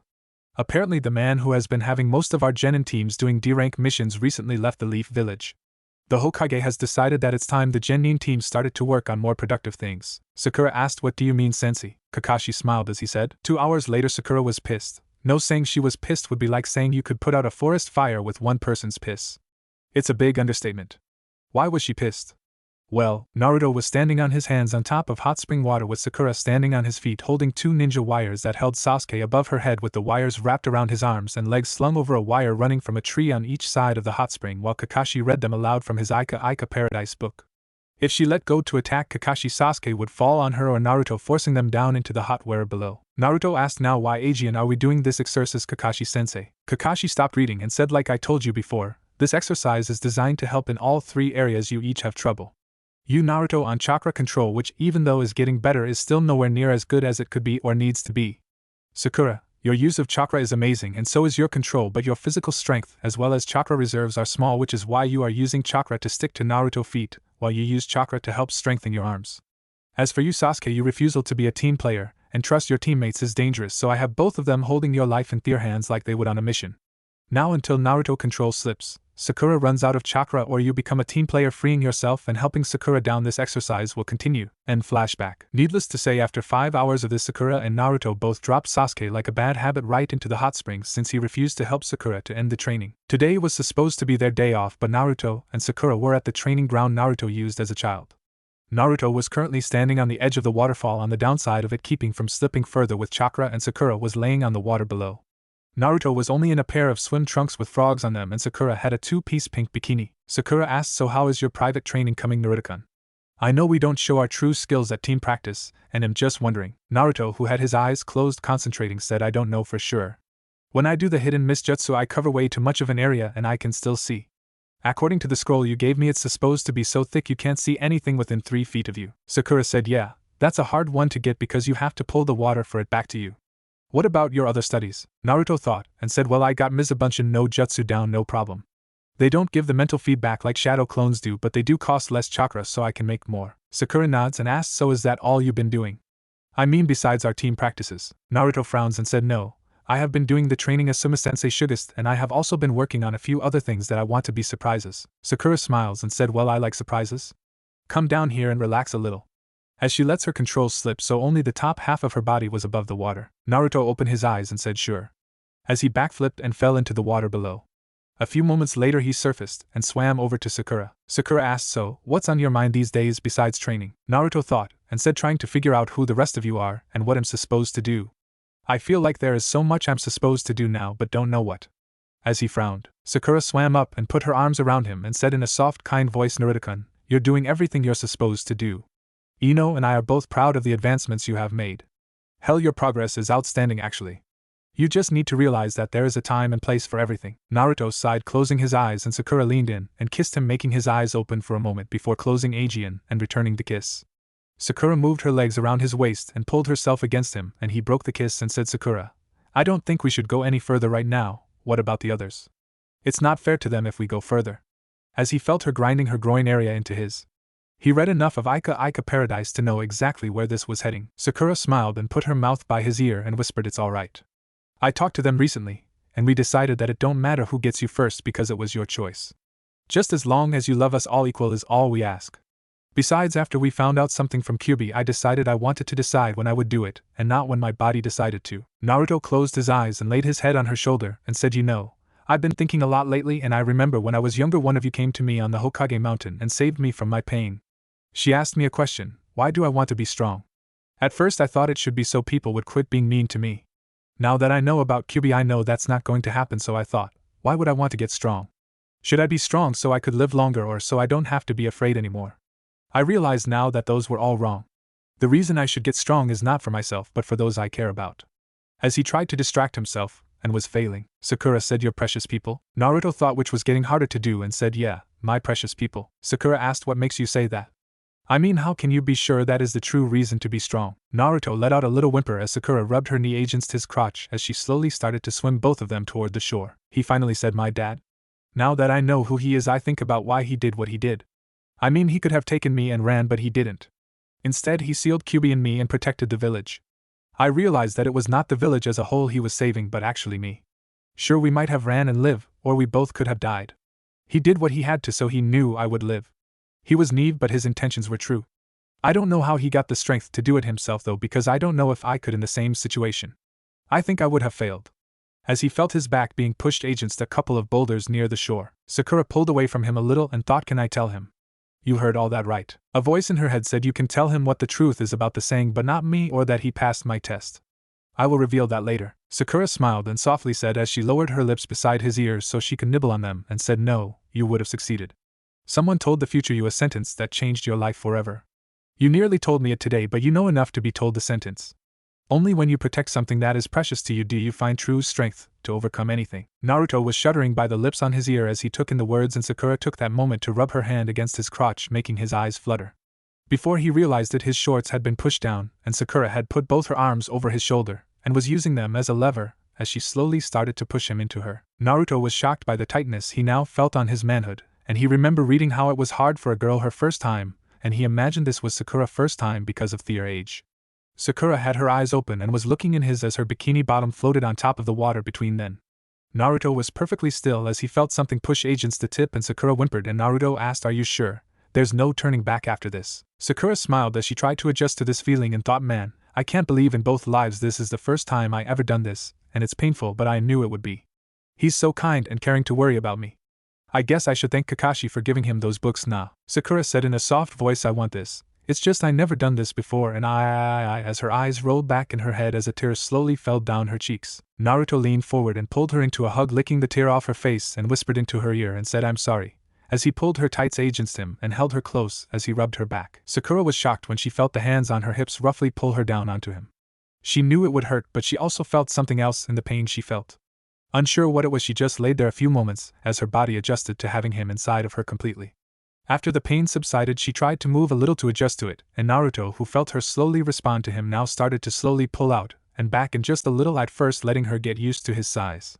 He was by no means small in that area, at a little over 8 in length, and his width was more than enough to fill her completely, and then some. As he slowly pulled out and pushed back and going a little further out each time, Sakura pain that had bothered her before was now building into the first wave of pleasure. Sakura started to aid Naruto in his movements, making their speed increase. Naruto now looked in her eyes and saw something he had not seen before in them. When he looked before, they were kind and caring eyes, but now they had a hint of lust in them. Neither said anything as they increased speed and tempo. Naruto, having enough of being on the bottom, quickly switches position, putting Sakura against the rocks, giving him more power. Sakura started to let whimpers and mews of pleasure out as Naruto let grunts out, and neither would break the contact they had with each other's eyes. Sakura felt herself approaching a climax as she quickly orgasmed, and as she was panting, Naruto increased his speed even more. Sakura would have wondered how he was doing it in the water if she had any coherent thoughts at the moment, and she might have realized Naruto had moved them to the shore completely, and they were on solid ground, and her top had been through somewhere as Naruto massaged her and softly bit her on the base of her neck, but she was too far gone as the 2 and 3 orgasm hit, and Naruto felt himself closing and his eyes conveyed an unasked question. And Sakura saw it and said, come in me, don't hold back and give me everything you got. In ragged breaths, Naruto nods and closed his eyes as he increased his pace to one that had the sound of his balls slapping her as to that of a drum roll. Sakura and him both stiffened at the same time as her fourth and his first orgasm hit, and he continued to move in her to help give every drop he could and help her through the one she was experiencing. After that moment, he collapsed on her, breathing hard, and whispered in her ear, I love you. Sakura whispered back, I know, I love you also, as she tried to gather her breath. Naruto, as he felt himself completely spent, rolled off of her and pulled her close to him to hold her. He rubbed her back as she laid her head on his chest. Both just sat there enjoying the moment, afraid to break the mood, and Sakura blinked before giggling and said, I see your stamina works in another area also. As she saw him getting hard Aegean, Naruto chuckled himself and was about to say something when he stiffened and said, Sakura, get your cloths, we're not alone. By her ear as not to alert whoever it is he smelled. Sakura stiffened and slowly stood up, walking over to the water to grab her bikini bottom when Naruto screamed, Sakura, look out. As several kunai were thrown from a tree at her, Sakura turned to Naruto, voice looking for the threat, but before she had time to worry, she felt herself be replaced, and the sound of metal piercing flesh echoed through the clearing, making her turn and look as Naruto was on the ground with several kunai in his back. Sakura screamed, Naruto, are you okay? As she ran for him, only to have to jump away as a figure landed between her and Naruto. Sakura narrowed her eyes at the figure and glanced at Naruto, and she heard Kyubi in her head shout, someone get help, Naruto in bad shape and I can't do anything. The weapons are coated with a type of poison that neutralizes not only his chakra but my own. Sakura cursed herself as most of the people who could hear this message were out of the village, and Sakura thought, get her quick, we're at the training ground behind the Hokage mountain. Mizuki attacked us and Naruto replaced himself with me. Hurry. In the Hokage office, Ino grabbed her head a moment and Asuma asked, "Are you okay, Ino?" The Hokage looked at Ino as she let go of her head and started moving toward the window and she said, "Naruto, he's being attacked by Mizuki and he's in trouble and needs help." The training ground behind the Hokage mountain. As she jumped out the window heading by rooftop toward the mountain, leaving a shocked group behind, the Hokage quickly got to his feet and said, "What's going on, Asuma?" Asuma shook his head and said, "I don't know, but Ino won't lie about something like that. Come on you guys, let's follow her." The Hokage yelled guards as the rest of Team 10 left following Ino. The door burst open and Kotetsu and Izumo burst in and the third said, "Both of you follow me. I just received word Naruto being attacked Aegean at training ground 86. As he left with a leaf Shushin followed by both his Chunin guards, Sakura ducked under a kunai swipe from Mizuki and he said, "Well, this is just too perfect. Not only do I get to kill the demon but his little whore as well." As he backhanded her across the face, Sakura cursed herself and thought, "I can't use my chakra to fight right now because I am already low from earlier. I need it to save Naruto." As she backflipped away again, Sakura asked as she tried to catch her breath, "Why did you attack us, Mizuki?" Mizuki said, "Oh, I was given a job to kill the demon and when I saw you whoring yourself out that you needed to die also. I would please myself with your body but I don't want to catch any diseases you might have got from that demon." Sakura narrowed her eyes as she started to let her anger get to her, and she said, "Like you could. I enjoyed taking those balls from you a few years ago, bastard. The only demon I see is you." That froze Mizuki in the spot he was as he face turned from one of a maniacal smile to that of one of intense hate and rage. He charged at Sakura with renewed vigor, and as he had quit playing with her and now trying to kill her, as he screamed, "I will kill you, you fucking bitch." As any idea of tactics went way out the window, Sakura cursed herself as she fell for a fake slash and received a cut across her arm, and she cried out just as Ino and the rest of Team 10 arrived, followed moments later by the Hokage and his two guards. Ino, seeing her friend in trouble and Naruto on the ground, started doing hand signs and slammed her hands into the ground and said, "Doton Senbons," as Saban needles shot out of the ground and impaled Mizuki with thousands of needles running him through. Sakura looked at Ino as she held her arm and said, "Ino, get over here quick, chakra poison in my arm." As she tried to stop the bleeding, ignoring the fact she was in nothing but her birthday suit, the Hokage saw Naruto on the ground and started to run over to him as both his guards ran over to Mizuki to see if he was still alive. Asuma followed his dad to check on Naruto as Ino ran over to Sakura while doing hand signs and screamed, "Choji, Shikamaru, I need some fresh water and fast." As she put her hand above Sakura's arm, both boys snapped out of their daze and ran to the river to get some water. The Hokage looked at Naruto as he prepared to grab him when Sakura screamed, "Don't move him, or you will kill him." Making the Hokage look at her, he said, "Sakura, this is no," as he shut up as he was blasted by a lot of Ki from Sakura and she screamed, "I mean it. I can tell both his lunges have been punctured as well as part of his spine and one has nicked his heart as well. If you remove the weapons or move him you will kill him. Each of those weapons were coated with the same poison Ino's removing from me. Just wait a moment, and we can heal him." The Hokage looked at Sakura and Ino said, "She's right. Whoever created this shit made it exactly to stop Naruto and his bloodline," as she glanced at the Hokage, and then the boys making him nod as he understood what she meant. "Oh, there would be questions later, but for now," he said, "are you sure you can heal him? If he's in as bad a shape as you both say, can you save him?" he asked. Shikamaru came over with a potato chip bag full of water and Ino placed her glowing hand that was over Sakura's wound in the water, and it turned black and both girls moved after that as Sakura did one hand signs making her hand glow green as she hovered it above the wound as they ran to Naruto. Sakura shoved the Hokage out of the way and said, "Ino, follow behind me, removing the poison and sealing any leaks I miss as I go from heart, lunges and then spine. I'm going to need a soldier pill and fast as my reserves are low now from training." As she began to work on his heart after removing the first kunai, Ino a moment behind her as Choji came over with another bag of water and Ino said, "Get me more Shika. He's got a lot more poison than Sakura did." Ignoring the looks everyone was giving the two girls, Shikamaru muttered troublesome as he poured the water out that had the poison from Sakura in and ran back to the river. The Hokage slowly stood himself back up from where he was shoved away as his son walked over to him, both watching the events going on. He asked, "Since when do both Ino and Sakura know medical jutsu?" The third said, "I knew Sakura had mysteriously gotten some skills but I passed it off as maybe some medic on the field told her, but the skill level both girls are showing is too good to be that. Also that jutsu Ino used to kill Mizuki was a B-rank jutsu that only Ibiki and me know. How she learned it I don't know, but I will find out. Something's going on and I don't like it one bit." Kotetsu walked over with Azuma and said, "Mizuki dead, there's not really a lot to identify him with either." As he looked at both girls' work on Naruto, Izuma said, "What the hell happened here? I mean, why are Naruto and that girl both naked, and how did a Genin kill a Chunin like that and not even flinch? Hell, they acting better than seasoned medic needs right now." Kotetsu asked, "Is he going to make it?" As both guards were among the few who actually liked Naruto and saw him as a hero. The third said, "I don't know, but for some reason I believe he's in the best hands possible right now." Sakura screamed, "Hey, dipshits, anyone got any soldier pills? I'm nearly out of chakra." As her hands started to flicker, as she kept working. Izuma looked at the Hokage, who nods and ran over to Sakura, pulling one out, and she opened her mouth, not even looking up, and he put it in her mouth, and she bit down on it, swallowing the pill, and felt her reserves return and asked how soon. Ino, who was sweating, said 5, maybe 6 minutes. Sakura said shit. It's taking too long. Ino take over left lunge for a second. Ino never bothered to ask why as she put the poison in the third bag of water, and quickly flipped through hand signs and moved her now glowing hands to where Sakura was working. Sakura, taking the moment, closed her eyes and said initial gate. Kai, shocking everyone as she was covered in chakra and quickly moving her hands into motion, and said Kagebunshin no jutsu. As 3 more Sakura popped out, and all moved around Naruto as they each began to work on him. Ino quickly moved back as the real Sakura took back over working on Naruto. The Hokage was flabbergasted and said, I am definitely getting answers after this. Asuma nods and said, is that really Sakura and Ino? The third said, I don't know. Someone is going to explain to me exactly why 2 genins fresh by just a few weeks out of the academy can perform medical procedures that takes years of skills and knowledge, as well as use 2 separate forbidden jutsu, and one only 2 people know.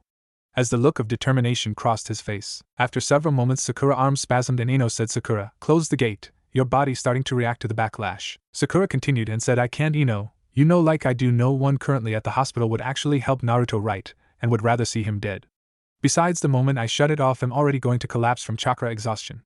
The Kagebunshins took most of my chakra, but it's the only way I could get to all the areas I need to in time. How long? Ino grunted and said 30 seconds and then follow up. Sakura nods and Shikamaru asked, what are you talking about with the time? Ino said, till the poison's completely removed. If we can get it out, his bloodline will do the rest for us. Shikamaru glanced at Naruto worried and Choji asked, is he going to make it? Sakura, who was panting, released her Kagebunshins and said, that's it, I'm out, Ino. As she closed the first gate and passed out beside Naruto. Ino sighed as she continued to work, and the third ran over with the others and checked Sakura before taking his coat off and picking her up, and Asuma said, I got her, dad. The third nods and said, take her to our compound and have Hizo take a look at her, and no one else. Is that understood?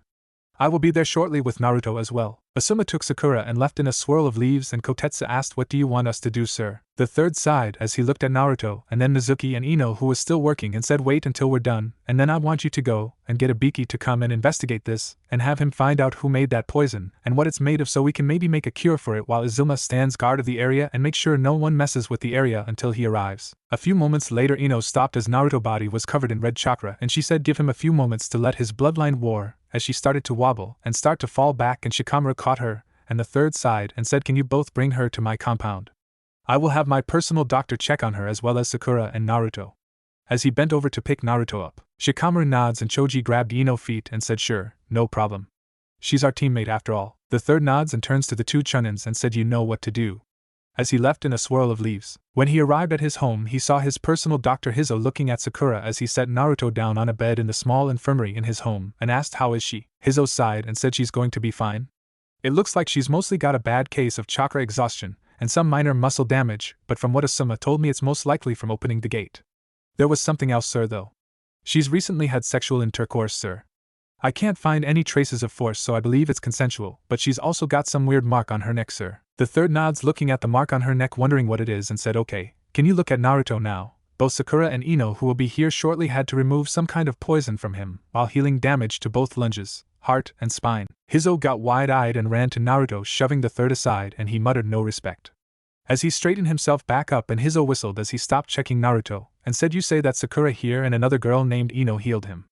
As he looked at the third nods and asked, yes, why? Hizo said, well, from what I can tell from what little scar tissue that is still healing on the inside, I would have believed that it was Tsunade who done the work by how complete the work was done. The third narrowed his eyes and said, yes, I believe they are very skilled. Is he going to be fine? Hizo said, yes, he should be back to normal either tomorrow or the next day, depending on his friend.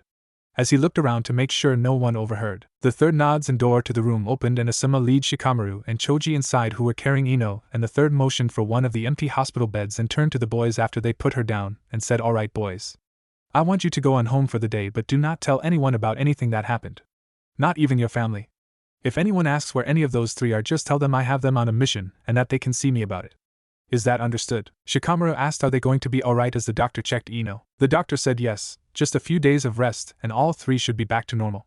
As he finished checking her and said, just chakra exhaustion, sir. The third nodded and said, keep an eye on them for me, Hizo, and let me know the moment any of them awake, or any change in condition.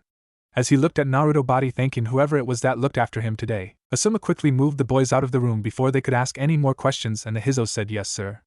As he got some, 4 drips started to send fluids into them. As Shikamaru and Choji left the Saratobi compound, Choji asked when did Ino learn to do that, and since when does Naruto have a bloodline? Shikamaru looked up at the sky and said women are troublesome. Choji pulled out a bag of chips and started to eat, and said well Kiba loss, she's a natural pink. Making Shikamaru trip and mutter troublesome. It's been 3 days since the attack and none of the 3 have awoken yet.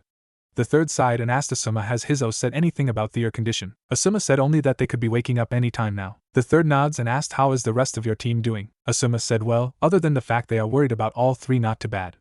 I had them pair up with the Uchiha under Kakashi right now so I could make sure no one else tries to get inside our compound to get to them. Once is bad enough. The third nods and said yes, Sabai's let it slip where they were when he took Konohamaru to get his arm checked after falling off a wall. I already told him not to let it happen Aegean, but it's obvious almost everyone in the village knows about what happened now, or at least what they think happened. Asuma asked any info on who our friend is. The third said Ibiki still has him in his office having fun with him. It's lucky he was a pervert, or those 3 might not still be alive. Asuma nods thinking back about what happened. Flashback. It was around 3 in the morning in Konoha when a figure silently entered the Saratobi compound. The figure followed a map that detailed the layout of the compound toward the infirmary and checked for anyone who might be up. Seeing none, he crept into the room and saw 3 sleeping figures on 3 different beds. The figure pulled out a kunai and slowly made his way over to the middle bed where Naruto could be seen and raised the blade into the air and was about to stab Naruto in the heart when a voice from behind him said sexy no jutsu. Making the man turn quickly and fly backwards with a nosebleed as a nude Kurenai was standing there with clouds covering her modesty, and she had both her hands slowly caressing her breast in the clouds while making a mewing sound. After the man flew backward, the jutsu was released and Konohamaru ran over toward the man and grabbed the kunai he was about to stab Naruto with and pulled the fire alarm for the infirmary. Moments later, the third along with Asuma and a few maids and Hizo were running into the room and found Konohamaru holding the kunai to the man's neck, and Asuma quickly came over and arrested the man.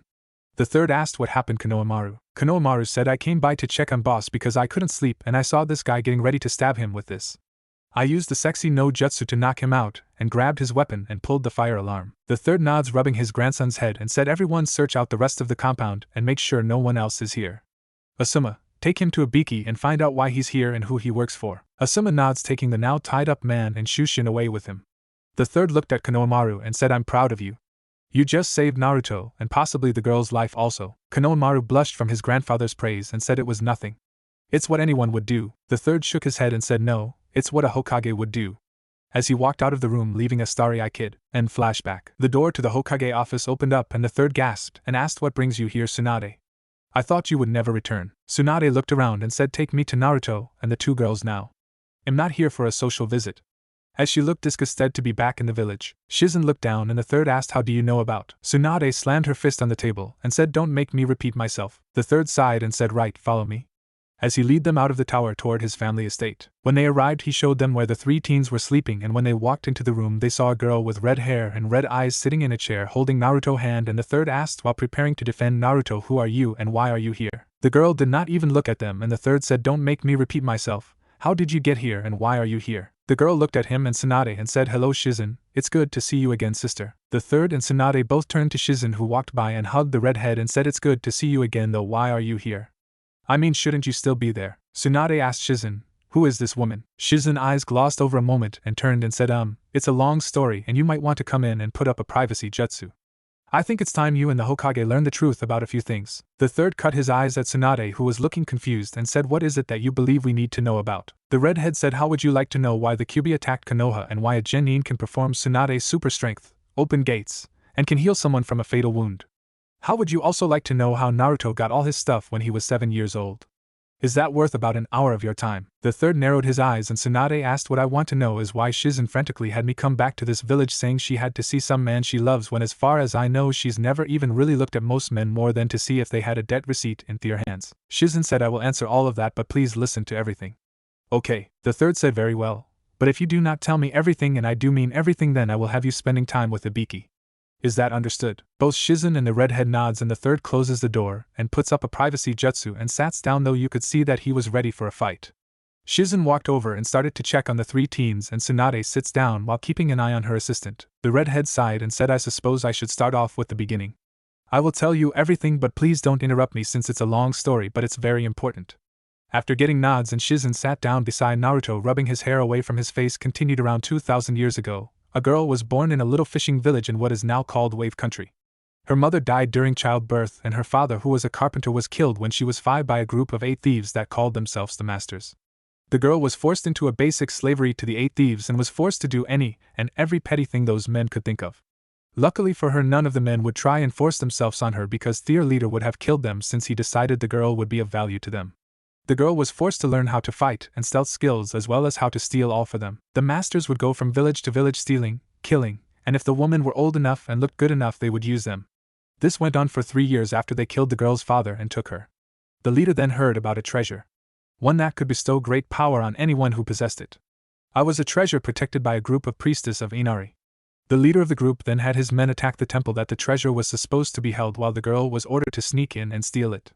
The girl was told if she did this that she would gain her freedom, which she wanted more than anything since she knew it would only be a matter of time before the men decided to use her like she had been forced to watch them do to older women. The girl did steal the item while the priestess were distracted. It was a statue that was a gift to his followers that Inari used when he would come to the mortal world to deal with things.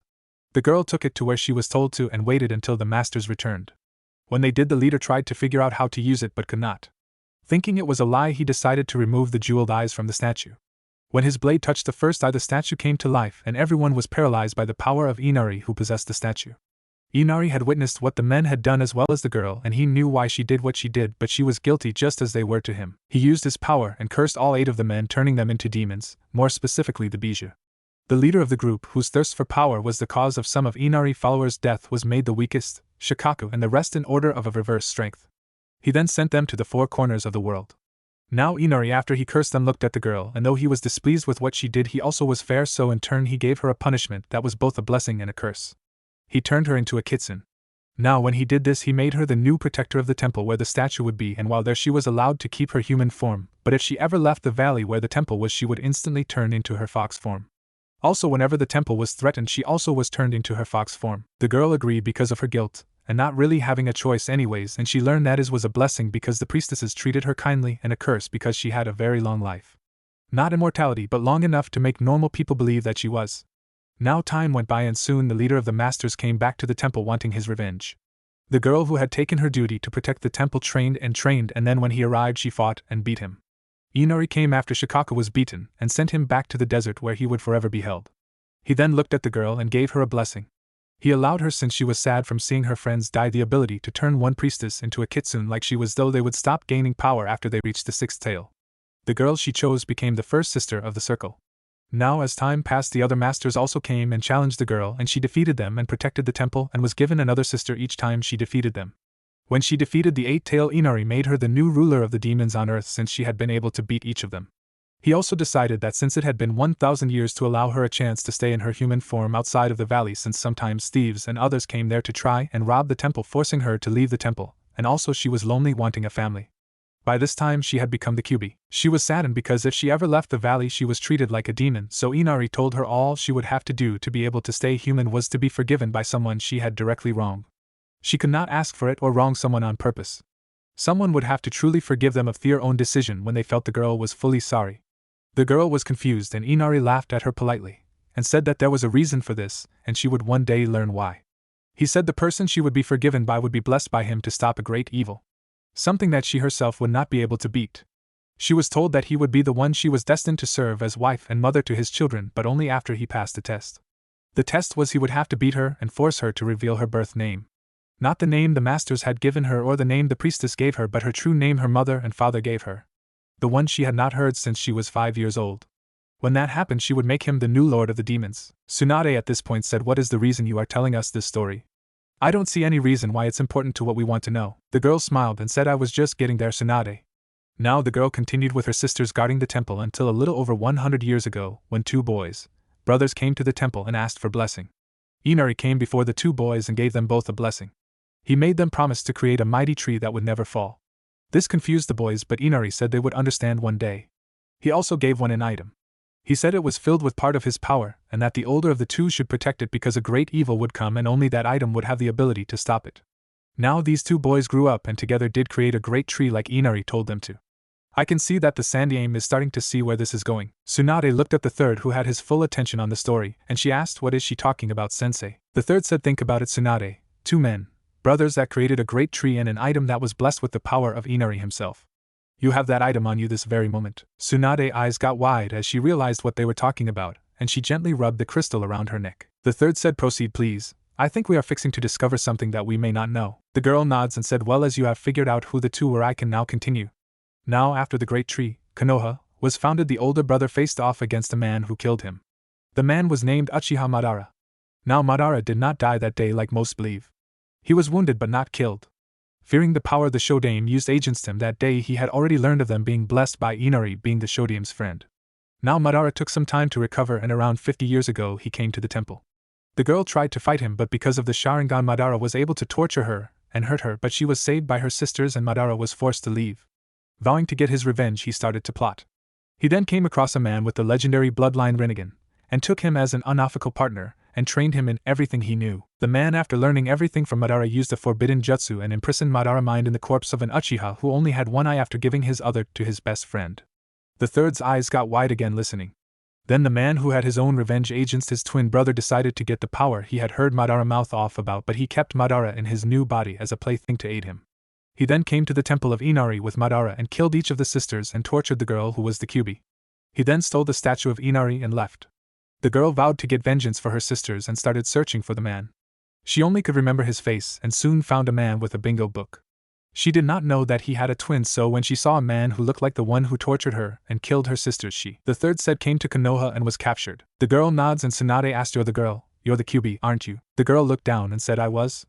Making both Tsunade and the third look at her confused. The third asked, what do you mean was? The girl said, I can tell you some of it, but if I tell certain things it will mean the death of me, Naruto-kun, and the 8 others including Ino, Sakura, and Shizen here, so don't ask me anymore if I say I can't. Deal. Both looked at her and nodded, and she said, Naruto here has been blessed by Inari. I can't tell you why, but I can tell you what the blessing is. For the 9 of us that care for him and will marry him one day, Inari sent our minds back in time to save Naruto and aid him in completing a task for Inari. Even I do not know what the exact task is, since Inari said only Naruto would find out. We can't tell you anything about the future, or like I said, we would instantly die, so each of us have been preparing. That is why the girls have skills they should not have. All of them agreed to do this, and each of them received the blessing of Inari as well. They became the second sisters of the circle. The third looked at Shizen as 3 tails formed out of her back, and she nods, and Tsunade blinked and said, now that's something you don't see every day. The third asked as he saw the girl with red hair have 6 tails out of her back, why do you only have 6 tails, and how are you out of the seal? The girl looked at Naruto and said truthfully, I don't know how I am currently free. One moment I was in the cage making sure everything was alright with his body and no traces of the poison remained, and the next I had lost the ability to use 3 of the elements I could control, and I had 6 tails and can no longer remain in his body. I have an idea, but it's just a guess. Sakura, who was looking at everyone, asked, what is it, Q? Kyuubi looked at her and said, I think he might have awakened his bloodline, or someone awoke it for him. Tsunade blinked and asked who would awaken his bloodline, and what is it? The third looked at Naruto and walked over to him and raised his eyelid and said, it appears you are correct. His eyes have changed. As he looked at Naruto's eyes and saw several circles in it, and he closed Naruto's eye and turned, but he accidentally scratched Naruto's arm with the kunai he had hidden in his robe in case of an attack. The moment he did, Kyuubi grabbed the same arm on her body and screamed OWW. As everyone looked and saw a kunai wound on her arm. The third turned and looked as he saw blood on Naruto's arm and said, it appears that you are still bound to Naruto. Anything that harms him, harms you. Sakura ran over while wincing from not moving for a few days and started to heal her arm as Shizen healed Naruto's. Tsunade was frozen in place from the sight of the blood. The third walked over and said, well, can you tell us your name? Kyuubi said, no, not my real one, at least until Naruto passes my test. While I was at the temple I was called Ruby.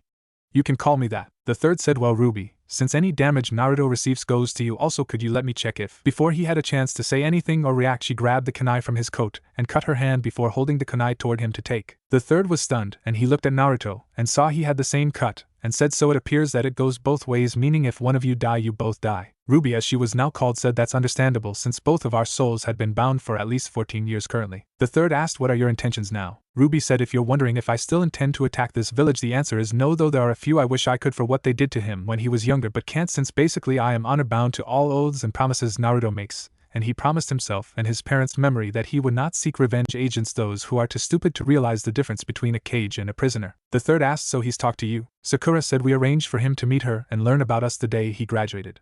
Currently he only knows Ino and I are kitsens like Ruby here, but he knows there are 7 others. Tsunade looked at Shizen and asked, so he does not know you? Shizen said, since we are all now kitsens we have to follow certain traditions of sorts. One is the females have to make a test for him to pass. It's like a dating rules that have to be followed. If he does, we basically wait until he marks us as his like he has done with Sakura. The third said, and I believe that explains why you both were naked that day. Sakura blushed and looked at herself, and the third said, I had one of my maids cloth you. Is that mark on your neck the mark deal you spoke of? Ruby said yes. Now when Naruto dies, if Sakura does not have a child below the age of puberty, she will pass away within a month. The third looked at her and asked, and if she does have a child who has not reached puberty? Sakura said, then after he or she does reach puberty, I will die within a month also. Kitsune are very loyal and protective of their mates. So much so they can't live without the other. Ruby said, only the females? Males are different. Don't ask me how, because I really don't know. All the stuff I do know is from Inari himself, or the records the temple had. All I really know is no Kitsune is ever born male. Somehow all male Kitsunes are made one by something. For Naruto it was me being sealed into him. At that moment he became the prince of all Kitsunes. I do know that any children we have with him will also be girls. It will be impossible for us to have any boys. The third rubbed his eyes and asked, can you tell me who the others are so I know who will give me a headache? Shizen said, I have talked to each of them and they have agreed, but you must not call them out or mention any of this until Naruto know for sure, since he is currently running tests and still has others to pass or be prepared for. The third sighed and said, very well, though will you explain how you talked to them and how you knew Naruto was in danger? Shizen said, each female in a pack like the sisters can send mental messages to each other.